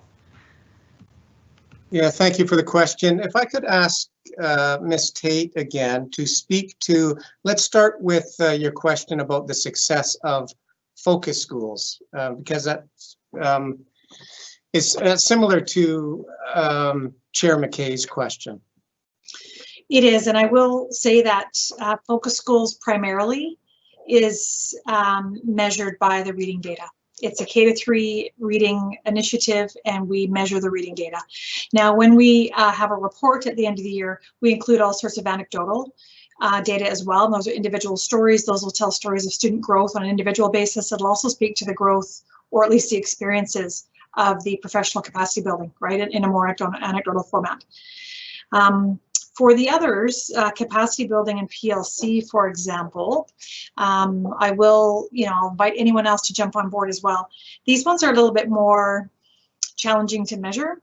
The purpose of PLCs, as you know quite well, is to support student learning, so student success. So that should be the measure. So when we're looking at if we're utilizing PLCs to their fullest, they're a very unique and very strong way to build professional capacity. Now, at the elementary level, we had spent a number of years, particularly the year before last, focusing primarily on PLCs, learning about those, looking at the efficacy. We're not quite there yet in terms of, with Fidelity, doing all the things that we need to do across the board. We're still learning and getting used to utilizing this time really well.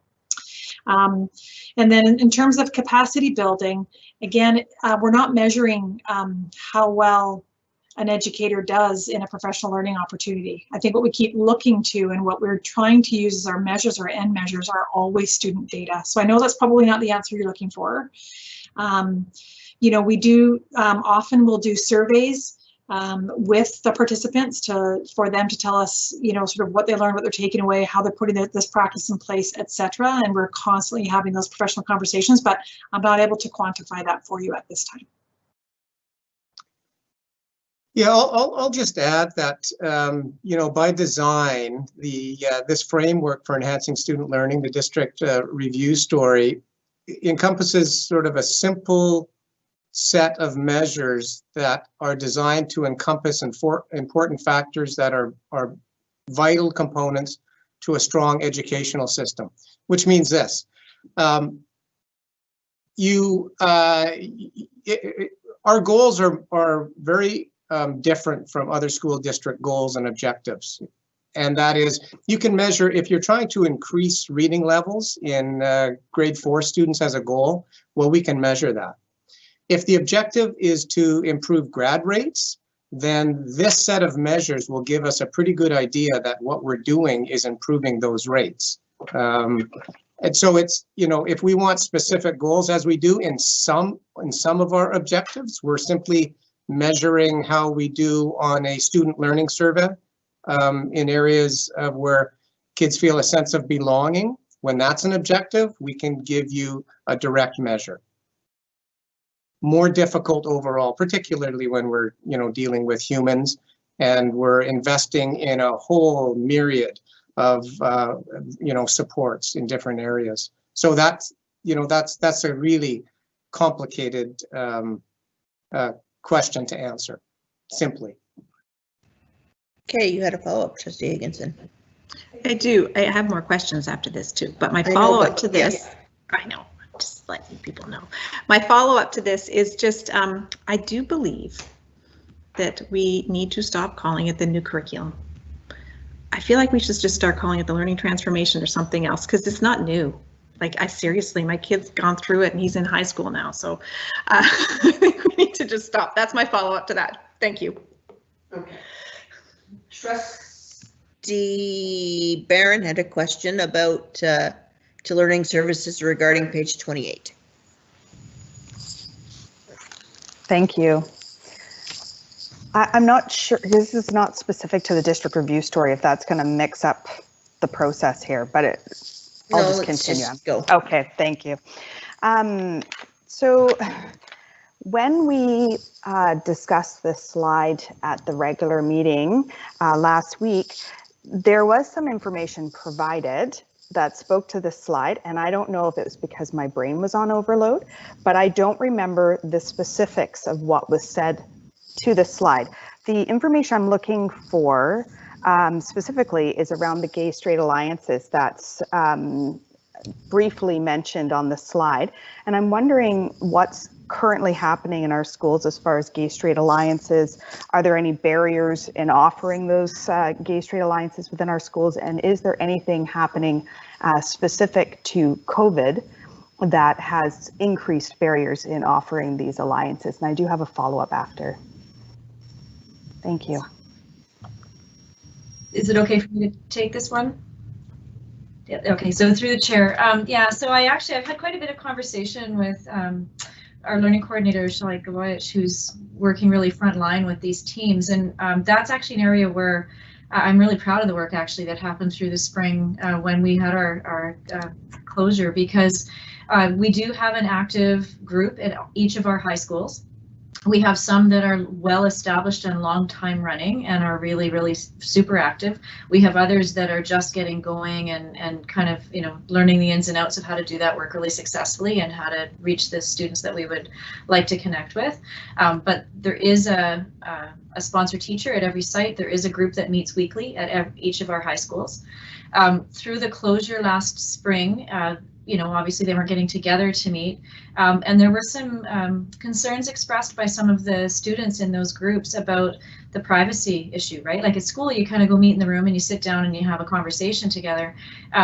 Not everybody wanted to be sitting on Teams at their dining room table and have everybody in their home environment know that they were part of that group and engaging in some of those conversations. So some really thoughtful you know, individual conversation or small group conversation happened. The sponsors were sometimes reaching out by phone instead of by Teams to make sure that the kids were supported and had a network around them that was helping them through that period of time.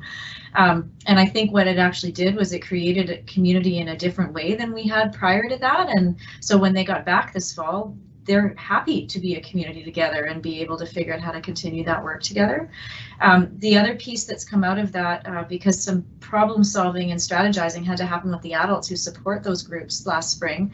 So they have also continued that dialogue this fall. So in addition to the groups themselves meeting monthly, the sponsors are weekly, pardon me, in the schools, the sponsors are meeting monthly and talking about ways to expand the work that they're doing and find other ways to support and engage their school communities, even beyond the kids that are part of the GSAs. You know, part of the work they like to do is talk about diversity and inclusion in the broader school, and so they're deepening their work that way. The other thing that happened as a result of that conversation last spring is we've always had books in our professional collection that could be used by teachers or sponsors to support things. But one of the things that happened last spring is those were all curated into a traveling library that is now traveling kind of on a rotation between the high schools, so that some of that literature is surfaced for the teams at the schools and they know that they've got some books or some things that they can engage in dialogue around. And their teacher librarians have come on board. So, you know, a conversation about can we get this book to this kid at this school has turned into how do we use these with a broader community? And this traveling library is in adult hands. How do we get more books in kids' hands? And we're looking at beefing up collections in the schools. The other piece that's happening is trying to figure out how these secondary teams can support the growth of these groups at the elementary schools. We have had social justice clubs coming and going a little bit. We have a couple of really active ones at the elementary level, but that's an area of growth for us for sure. I think we have people interested in providing that support, but what we don't necessarily have is people who know the way to get it going or to sustain that work with younger students. And just developmentally, the conversations feel different at the elementary level. And so making sure people know how to do that in a really supportive, open way with the kids is also important. So yeah, that's an area where I feel like we've got lots of really good stuff happening, and I have to admit, there was lots of important conversation in lots of areas last week, but that was one area where we really didn't get a chance to expand the way that we would have liked to. And thank you for the question tonight, because it gave us a chance to share some layers we ran out of space for last week. Do you have a follow-up, Trustee Barron? You know, that answer was so thorough that you answered my follow-up question. I'm echoing. All right. Turn off. Sorry, I didn't finish my sentence. You were echoing. Oh, sorry. Thank you. It's really hard to focus on what you're saying when you're echoing. I apologize. Thank you, Chair. Yes, I was just saying that there's no follow-up. Thank you for your thorough response, and I'm really excited about all the work that continues to be done in this area. Thank you. All right. Thank you. All right. I have another question from Trustee Higginson, but I want to make sure is there anyone else who would like to ask any questions before I? Okay, go Trustee Higginson. And you said your question was on page 9. Yes. So if we go to page 9 of the report where we're talking about the FSA results, one of the things that I noticed, and I wonder if it's possible for us to include, is actually a 4-year trend, because I feel like it would be really great for us to look at the information of the students who are in grade 4 and then at their information in grade 7. and how I'm really happy to see that we're definitely addressing, gaps that we saw or we're increasing. That's great. But I'm wondering if it's possible for us, or if you folks see value in us having a 4-year trend, so that we can say these were the kids in grade 4 and these are the kids in grade 7, and this is what we did to, make this improvement. Yeah, thank you. Thank you, through you, Madam Chair. What a great suggestion. So again, this is our first year working with the new guidelines for the framework for enhancing student learning. So this is the work we should be doing right now with the board for public assurance, for that continuous improvement. We have to look at our goals and objectives, as well as the district review story. So what sorts of information that we're going to provide the public to provide some assurance that we're doing what we said we're doing. I think that's a great example of a way that we can shift this report in the future to be a little more responsive. And that tells a story in its entire, well, not its entirety, but certainly in elementary. It shows those students in grade 7 how they're doing. Great suggestion. Thank you. Do you have a follow-up, Trustee Higginson? Yeah, just a quick one, and it's just, I wonder if it's also possible for us to put participation rates on these. I think that, I know that there's a number there, but you have to kind of do some math to figure out that number, and I think participation rates, unless I'm reading them wrong, are also a really important factor for us as trustees to have. So I appreciate those two. Thank you. Yeah, let me respond again. A nice addition. Again, going by the guidelines, it asks for the number of students that wrote, but it doesn't ask for what you're suggesting. So yeah, we can make some changes for next time. Thank you. Trustee Stanley has a question. Yeah, I want to thank Trustee Higginson for that excellent suggestion. I have two. I guess what my questions are, or my comments, or whatever they are, is more along the lines of, okay, so we've done this, and this is a good step forward, but much like Trustee Higginson just proposed, like looking at this, I guess one of the things I'm curious, Scott, is what your Superintendent Saywell, what your impression is. I don't know if you've had enough time away from this to look at it and say, maybe even from a board perspective, looking at this now, is there any way that you think that you would like to present the data differently? Or is there another aspect of the data story that you can look at that will help us make better decisions in the future about how to fund, from a budgetary perspective?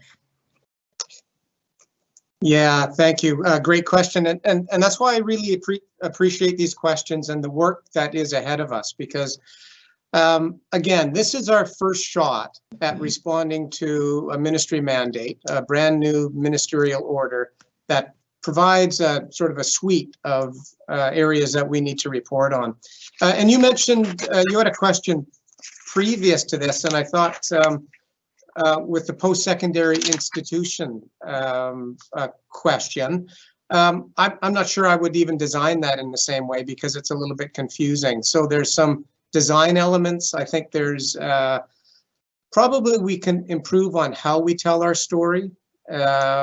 We provided a section for each goal area and provided an overview, but also with a link to our operational plan.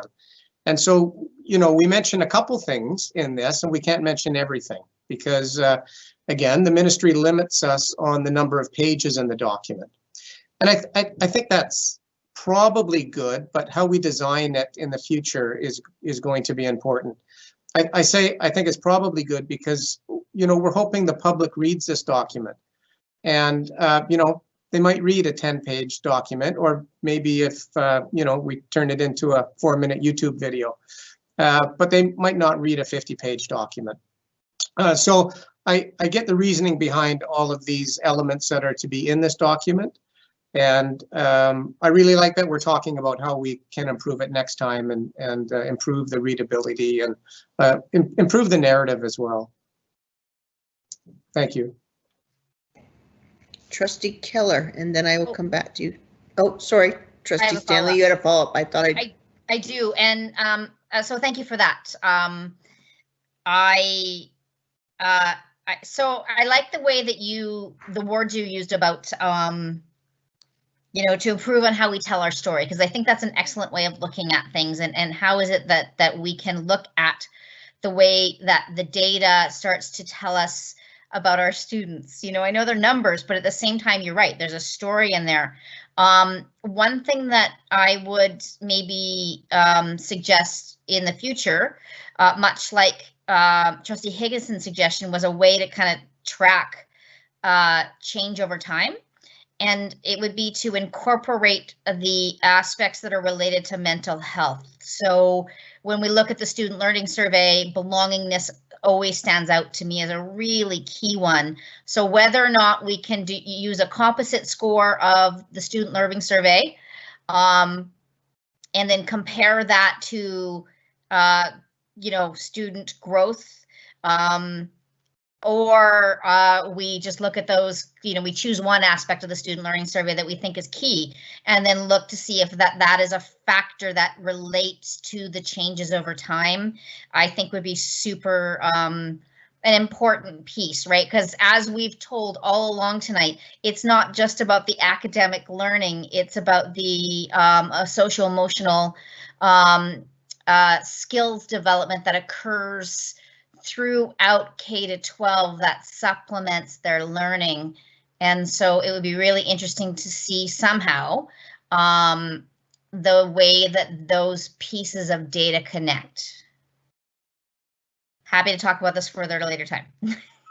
Yeah, I just really agree, and with the whole student learning survey, I think we can do some more work around that as well. There's lots of good information in that.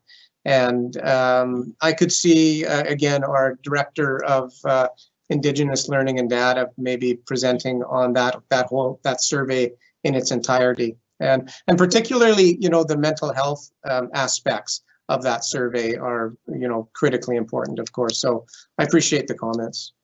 This is really exciting. Not to sound negative, I sure hope you don't, that comes across this way. It's more like, wow, this is a great step forward. Let's keep going.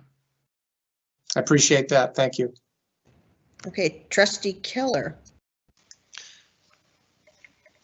Thank you, through the chair. So I'd reiterate Trustee Stanley's comments that this is a great step forward and appreciate all the effort that's went into this. And my question is, you know, we maybe touched on some of this and the importance of the data and the information in informing future decisions around student achievement and relating that to our budget. So I'm trying to have a better understanding and perhaps question through the chair to perhaps Superintendent Saywell or other staff. How would you see what we're seeing in terms of targets and indicators or objectives in the district review story and operational plan come forward as part of the budget?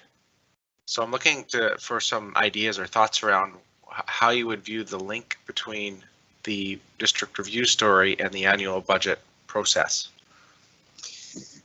Well, yeah, great question. Thanks. And I believe that is the next step for the board here. So again, in this cycle of continuous improvement, there's an element to suggest that the board now take this information and maybe in the form of a survey, see how the community is feeling about our progress. And so now is also the time that we would adapt our plan for emerging areas of focus as well.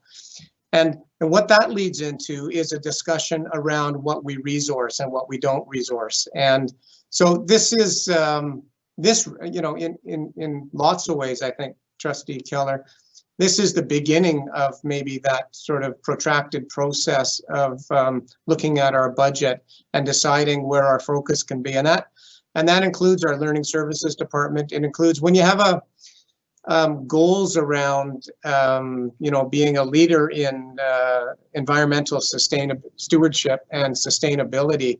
I think there's a an element that Secretary Treasurer Walsh touched on. And I think we can go back to that plan, go back to that goal, and look further on how we can make improvements and shift our focus a bit. In the same vein, that's what each department will be doing now as well, adapting what we've done now that we've. This is sort of a number of indicators of success that all sort of wrap into one. But we have lots of objectives in our strategic plan that are really hard to have some indicator of success for. And I think that's our next conversation with the board about how we do direct those resources to improve this plan. It's not a one-to-one. It's these are difficult conversations to sort of ascertain the best use of our resources.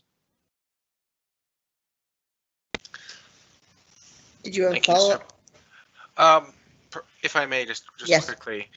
So I think what I heard then at some point through the chair to Superintendent Saywell is that we will have some further discussions and some input perhaps from our community and stakeholders.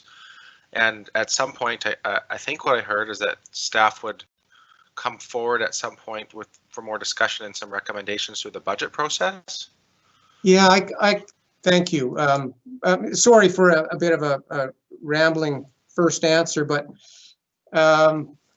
you know, what the board should be looking at now is, are these objectives, the world's changed a little bit with this pandemic.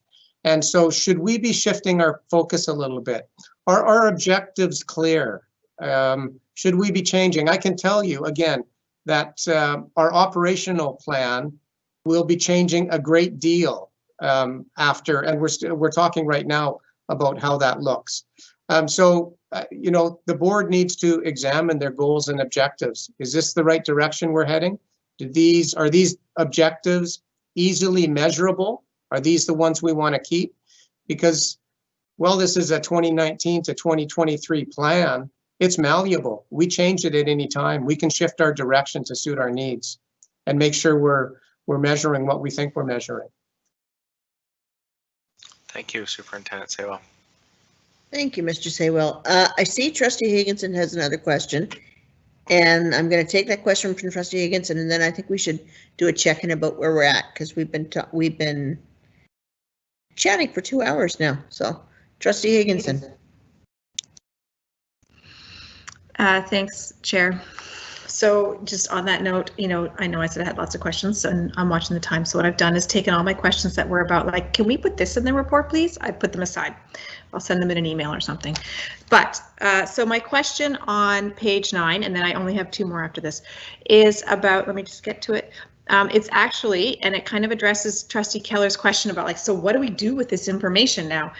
What I'd like to talk about is our numeracy results. And so one, they're a bit disappointing, and I'm wondering what we know about that information, and also what we're doing about that information. And you know, this is the type of thing where, is this somewhere where we need to start addressing with some direct budget impact items? So just wondering about if someone can walk me through, you know, grade 4 to grade 7, we're not seeing a big improvement, and also what our thoughts are about this from our staff. Thank you. Yeah, thanks. I see you there, Ms. Tate. I think you're the best one to answer this, of course. Okay. Okay, so what do I think about this? And let's talk about it. Here's a couple of thoughts, but I also invite any of the team to jump in as well. I have a couple of thoughts. We have for many years been focusing on literacy. It has been fundamental to resources, professional learning, etc. And we know a lot more, even in my time in the district. The learning and the efficacy of that notion has grown tenfold. It's amazing, and it's important, and I wouldn't change that focus. But with that, it was a bit of a uni focus in lots of ways, and other things didn't have the same kind of spotlight shone on them, including numeracy. So that's the first thing that I'll say. We haven't necessarily devoted our time, energy, resources, capacity building efforts toward numeracy yet. And I think we've come to a place in time where literacy, we have a really firm grasp of literacy. We've got really good structures and systems in place in our schools, from our district-wide literacy assessments to our databases, etc., that we're feeling really good about that. In addition, the curriculum, just the regular curriculum, it's not new anymore, just the regular old curriculum, does have a really gigantic shift in pedagogy. And I mean gigantic shift in pedagogy. It invites things like student conjecture, like collaboration, communication. You know, we're asking students to really understand conceptually and procedurally versus just kind of that rote memorization where we look at an algorithm, we work with that, and we don't know why we're doing that. We just memorize it and we do it. And that's from K to 12. And that's a very, and I would suggest that everyone now in the audience in the room, I think that's the way that we learned math. So I think with that shift, we're seeing that those results now in the FSAs, we're seeing particularly at the grade 10 numeracy assessments, we're seeing that the assessment is reflective of the pedagogy and the curriculum, and we're not all there yet. It's a major pedagogical shift. And so I think for these two reasons primarily are the first ones that come to my mind that have drawn attention to the fact that it's a beautiful shift. It's a good shift that the curriculum is outlined for us. We just haven't quite made those shifts yet. And we're doing all sorts of things. And I see Director Poulin on screen. So we're doing all sorts of things to address that. So I'll turn it over to Director Poulin to continue on. Thank you, Assistant Superintendent Tate. So yes, we are looking this year at starting some in-service sessions with our grade 4-5 teachers, grade 6-7 teachers, and grade 8-9 teachers around the pedagogy and the approach of how we're looking at math. And we've also introduced a kindergarten K-3 number sense assessment that looks at different ways of assessing students in K-3, but really looking at that pedagogical shift on how we're approaching math. So that's one of our focuses with the learning coordinators in regards to in-service sessions being offered this year, to start that shift in how we approach it, so that we will start to see the shift in how our students learn, and hopefully we're going to see the positive results in that in future assessments. Can I add one last piece that's completely unrelated, Chair? Directors Margaret Olson and Ted Cadwallader are actually with us this evening, but they've lost power where they are, and they're sort of trying to hear us on their phones. I just wanted everyone to know that they are here with us in spirit. They just can't connect audio or video or anything. So thank you.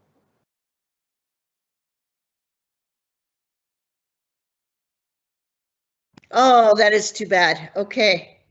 Now I see that Trustee Higginson had 2 more questions. Is there anyone else who would like to come in with a comment ahead of that?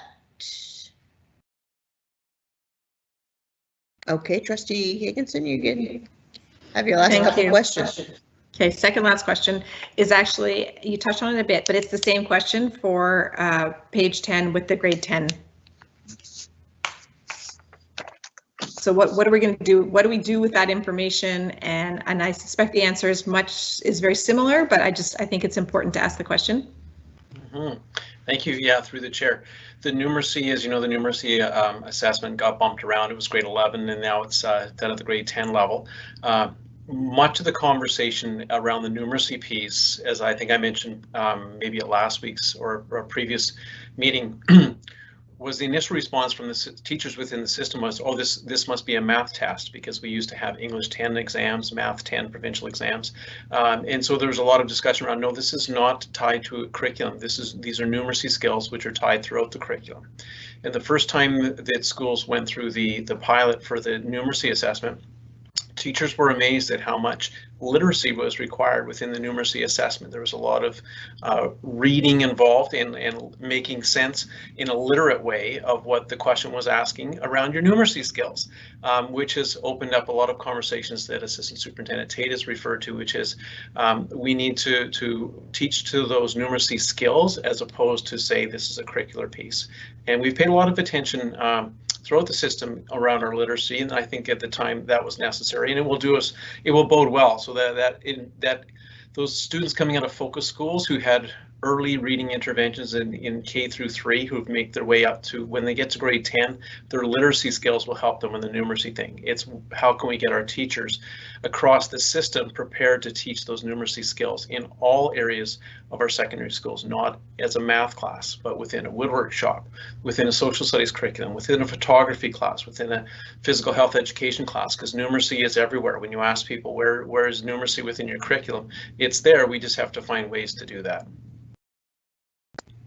And it's exciting work, all that. The system's very excited for that, and I remember having conversations with teachers that would say, well, that seems really odd because I have a student who is in pre-calculus 11 who has a solid B student and they got 2 out of 4 on the numeracy assessment.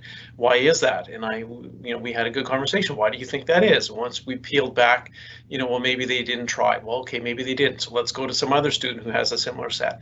And then you go and ask them and they say, no, I did try. I just found it really challenging. I didn't really know what the question was asking. And then so you start to have those conversations. Well, to help that student be prepared to be more numerate, it wasn't go back to your math teacher and have a conversation. It was where is numeracy found throughout the curriculum, and so it's a very good conversation, and it's not one that's just happening in NLPS. This is a province-wide one in our curriculum, not revised, not new, not revised. The curriculum. Thank you, Mr. Balcom, and I'm actually going to tap into that with a follow-up then of my own, because in hearing you say that when you initially started speaking, I thought you were just talking about word problems, but you're actually talking about something bigger than word problem. Okay, Ms. Tate, you're nodding. Yeah, it's very true, and when those teacher groups got together to revise the curriculum a number of years ago, they did an excellent job of realizing that the world that our kids live in is changing, and a lot of those basic computation skills are there. They're necessary, but there's something you apply based on your numeracy, your numeric understanding of the world. So where do you apply those computational skills and the geometry skills and stuff? So the mathematics curriculum still has a function, but there's a numeracy piece that's important. Just like literacy, when we talk about literacy now, we don't talk just about reading and writing. We talk about media literacy. We talk about the ability to live in a world that comes at you in a communication ways in multiple different mediums for communications, and we have to prepare students for that. Well, numeracy is no different. The world has huge numeracy challenges. Understanding being a statistical thinker, understanding what all of the statistics that are out there, the big data, which is a complete field now, which when we were going to school, big data was probably a number written really large on the chalkboard, right? That's what big data was. But now there's whole fields of that, so it's an exciting area, and there's good energy, and as we've talked about the budgeting process, we do need to look and say, what resources and time and supports do we need to put in place within the system to do that, and it will work its way through the budget process. Okay, thank you very much. All right, I see Trustee Higginson, you have a last question, but I also see Trustee Barron does as well. So I'll let Trustee Barron go first, and then I'll come back to you. Thank you, Chair. I'll make it quick. I think the reality is that I would love to have you all to just pick your brains for days on end about all the questions that I have. So I'm trying very hard to rein myself in. I get very overly excited. The question that I have, and I recognize it's a hard question to ask. I noticed it as well the last time we saw this, but it's specific to the student learning survey. And I noticed in almost every category that the percentages of students responding positively tends to go down as their grade level increases. And I believe this was a trend that I noticed last year as well. And I'm wondering, first of all, I look forward to seeing the results of this survey this year and doing a comparison prior to the pandemic and within the pandemic. But I'm wondering if we have any thoughts around that trend and correct me if I'm wrong, maybe I'm just noticing something that's not actually there, but there appears to be a trend of students feeling less safe as their grade level increases. And I'm wondering if we could speak to that a little bit and maybe speak to some items that we're doing to help mitigate that. Thank you.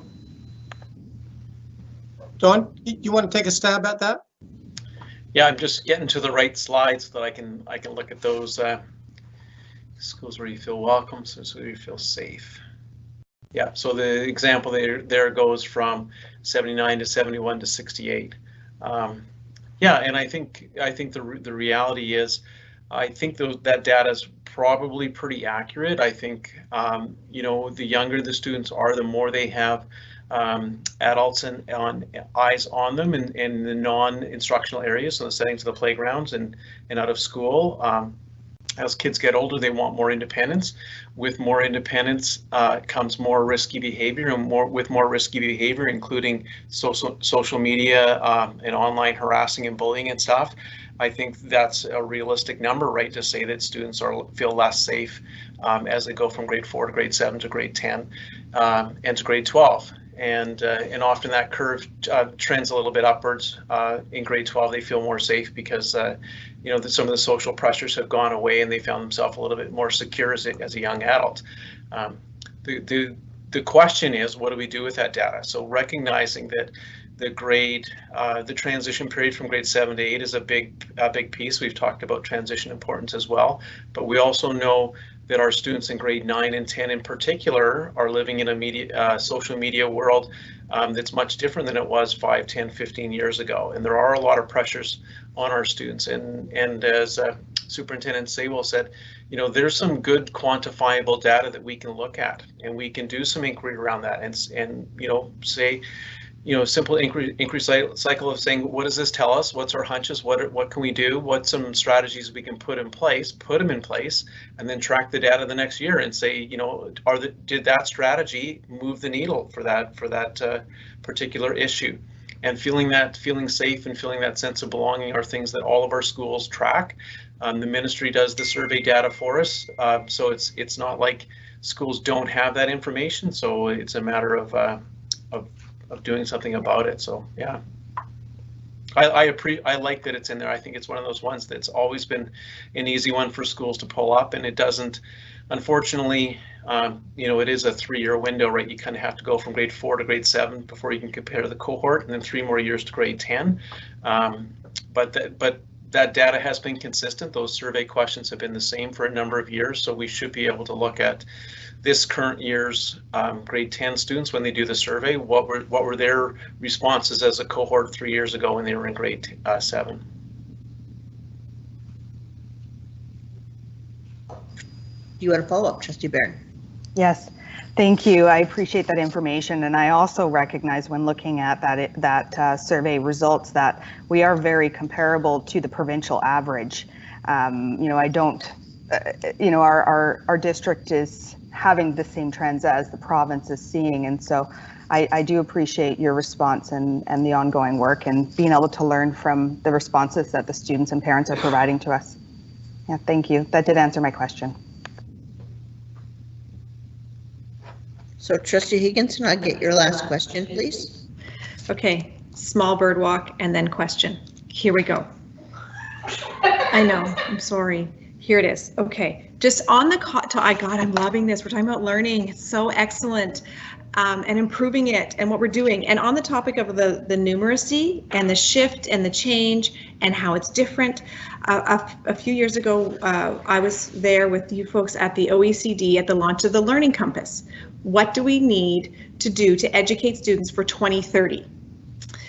And it's a really great little video. We should stick it on our website somewhere, on all schools' websites, to help parents understand what we're doing with this revised curriculum. Am I allowed to say that? Because the whole point of the Learning Compass and teaching competencies to students is to educate people for a collective well-being. And if there was ever a time where we need to be thinking about a collective well-being, look at where we are right now. So that's my bird walk, all the way down to, we're talking, and I've asked a lot of questions about our skills and our skills and our skills.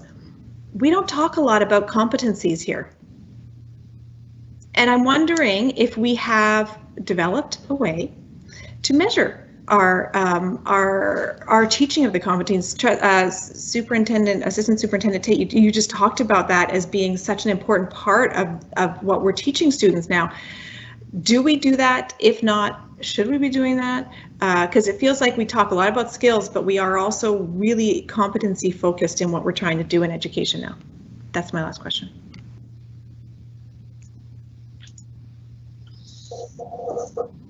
Does someone want to take that one on, and maybe I'll jump in too?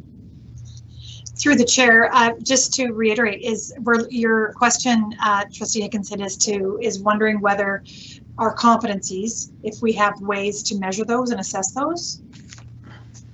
Yeah. Yeah, absolutely we do. And we've developed a ton of great resources on that actual piece. So not only how to teach all of those competencies, but also on a continuum, looking at the competencies on a continuum, because as you know, they span K-12 really from our entire lives. And so looking at these competencies on a continuum, I'm getting all excited about it. Looking at these competencies on a continuum is the way that we've chosen to sort of move forward in that regard, because as we know, I think you said that you could have 5 different grades in your class, and that would go for all of those, whether on, my social emotional well-being, my critical thinking, my creative thinking. Of course, we're all going to be at different stages all the time. So we have, the learning coordinators actually have worked really hard to make sure that we create not only resources to teach those, but also how to assess them. And you'll also remember that the ministry requires that for reporting, that teachers don't actually assess the core competencies, that we have to teach students how to self-assess, and then students self-assess the core competency or the areas of the core competencies that they would like to focus on. So I think that's a really important piece to include as well. And I see Director Poulin's face pop on, so I'll pass it over. You're it. Thank you. And I did also just want to pop in as well to say that so many of our competencies are taught through all of our other areas. So when we're doing a math lesson or a science or a social studies, it's about making sure that we're building into those what are the core competencies, talking to our students about which core competencies did they develop, and how could they self-reflect on which ones they developed while doing an activity, an inquiry, an outdoor education class. So all those different pieces. So we tried to make sure that we're always looking at them self-reflecting on the core competencies that they're developing through all of the lessons that we're doing that are covering all of the other areas of the curriculum. Don, you got a piece in there? No, I couldn't say anything better than that. That was fabulous. That was pretty good. Thanks for the question. Yes, and it is exciting to be having a conversation about teaching and learning. And what you made me think about was another subject we don't talk about, which is elective excellence. So we talk about academic excellence, but we forget a whole bunch of kids who are really good at elective areas and go on in different areas up with a career technical center. But you also make me think about what is important to students when they graduate. And first thing I thought of was Angela Duckworth's book on grit. Right? There's a suggestion that above all, grit is the most important thing that we have to inculcate in our children to be successful. So this is an area that I'm interested in as well. So I appreciate the question. All right, Trustee McKay has a question.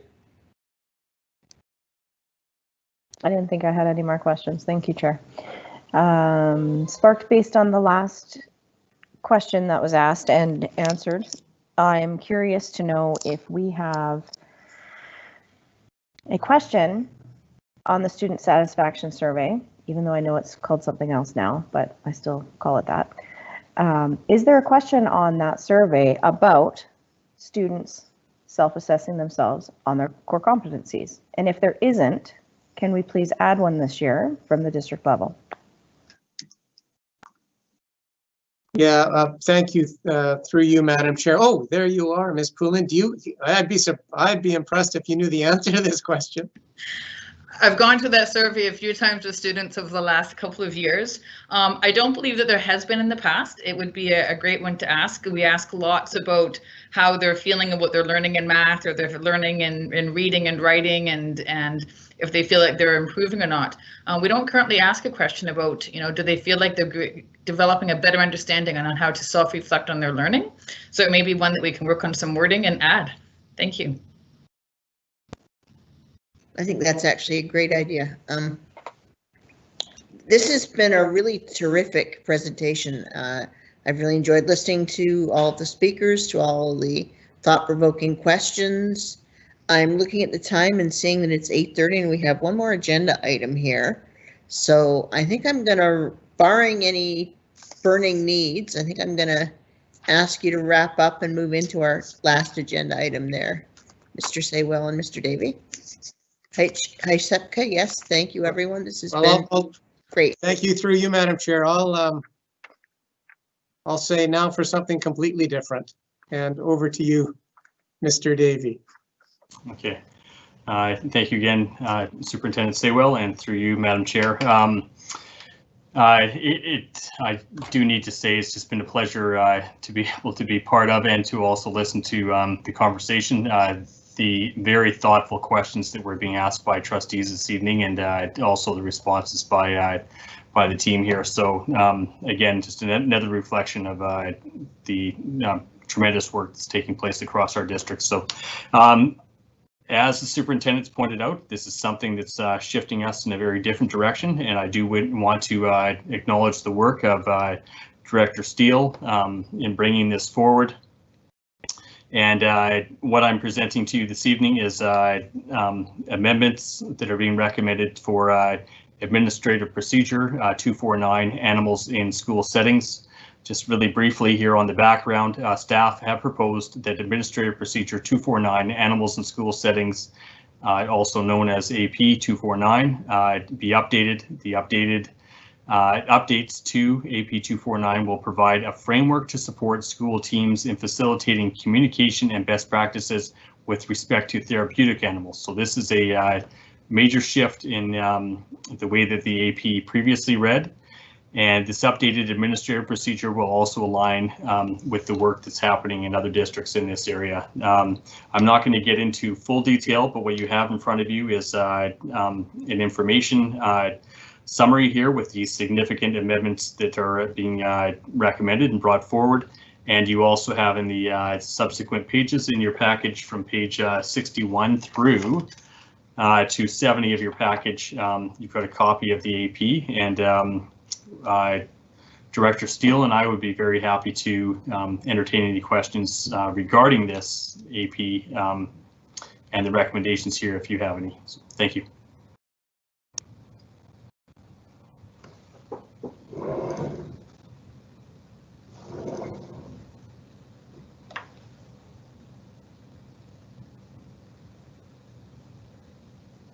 Question from Trustee Standling. Hi, thanks. Just a quick one. I guess I'm wondering about the competing challenges and how that's managed in a situation where we have maybe a student with some needs for an assistance animal versus a student with allergies. Given the numbers and the complexities of classrooms already, how are we managing that? Well, really, the AP allows for it to be managed on a case-by-case basis, right? That you're right. It is a complexity, and it is a thing that includes some dialogue for sure. There are some mechanisms for having conversation with both families and figuring out a way that it's, if it's possible to manage it successfully, then we do, and if not, then we have to look at which settings and environments the animals are present in and where they're not, right? it's super tricky, which is partly why this AP draft has gone from kind of half a page to quite a few pages, right, to try to look at all the shades and layers in it. There's also some guidance available from the regulatory bodies. So all of the assistance animals that would be coming into the school have been vetted and approved as having the proper training and protocols around them. And so their handlers would also be trained into how to navigate some of those circumstances. And we would go to their regulatory body for some guidance as well. Thank you. Anyone else have a question before I ask one? Okay, I have a question. As I read through this AP, I found myself wanting to make sure I was clear. Would this AP also allow, like, let's say I'm a teacher and I want to do a unit with my students around understanding disabilities, and I have a friend who actually is a trainer of assistance dogs, so she has one. Now, this is not necessarily a disabled person, but they train the dogs. Would I be able to invite her into my classroom to show the kids the dog and what they are and do a lesson like with that? Would that also fit under here? I think we'd have to kind of problem solve around that a little bit. I guess it depends on the training and whether the dog that's coming in is certified, right? I mean, we certainly have had occasions where animals have been part of assemblies and things in the past. It's not unheard of for a visiting pet to come to school, even for show and tell and things like that. Yeah. But there's, questions around allergies and exposure and that kind of stuff that we need to kind of think about. I think if we're going to have something in the school that we're talking about as an assistance animal or a therapeutic animal, it would have to be a certified animal. Oh, absolutely. The animals that the person I'm thinking of, the scenario I'm thinking of, it would be a certified scenario. Yeah.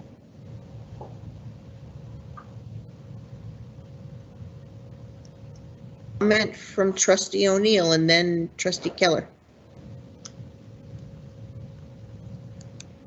Yeah, just a quick comment on this. I do see that, we went from a very short AP to very lengthy, which shows that there was some thoughtfulness put to this. And, I'm certainly happy to see something like this come into play to provide a more inclusive and supportive environment for those students who may need those additional supports. And I had similar questions to Trustee Stanley, but I was happy to hear the response on really with the types of things you have to look at it case by case and balance potential conflicts, but ultimately providing an equitable environment and the best supports for all the students. So, so thanks for presenting this tonight.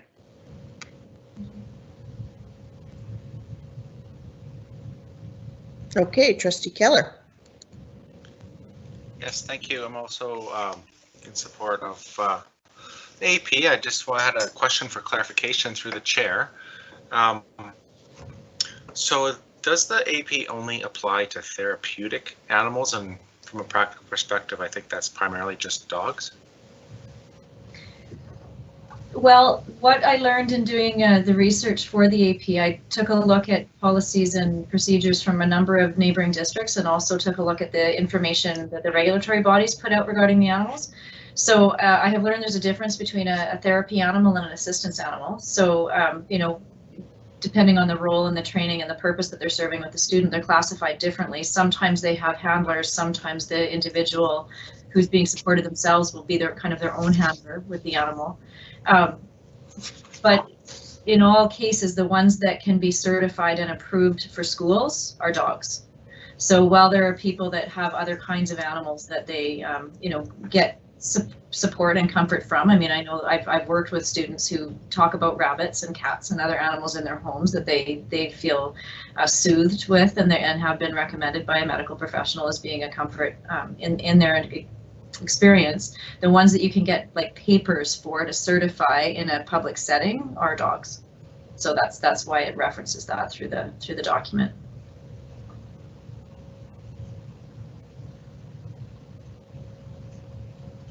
And you have a follow-up, Trustee Keller. Yes, thank you. So if that was the case through the chair, I'm wondering if it would make sense to somehow clarify that in the title of the AP. So it's, you know, it doesn't seem to me that we're talking about all animals. We're talking about, you know, certifiable perhaps, or some other terminology that might be more appropriate. You know, we're not talking, from what I'm hearing, about the ability for students to have learning around salmonids or, you know, something like to that effect. It's more around the larger animals that could have impacts on our students. So through the chair, you know, it's certainly some conversation we could consider. At the beginning of the AP and certainly the original AP that, you know, before the changes were suggested, actually talked more about class pet kind of situations, right? That you'd have a small animal in a cage in a classroom. So, you know, where we've in the past had the hamsters or the guinea pigs or, you know, things like that. So, you know, if there's a desire to separate those two pieces and look at an assistance dog AP separate from animals in the classroom, we certainly could. I left them together just because the word animals seemed to be a way that we'd be able to search through an index and kind of get information about the big picture. But you're right, it's a different circumstance that we would have a different kind of animal in the school for sure. May I have one? You may. To my follow-up, sorry, Chair. You may. Thank you.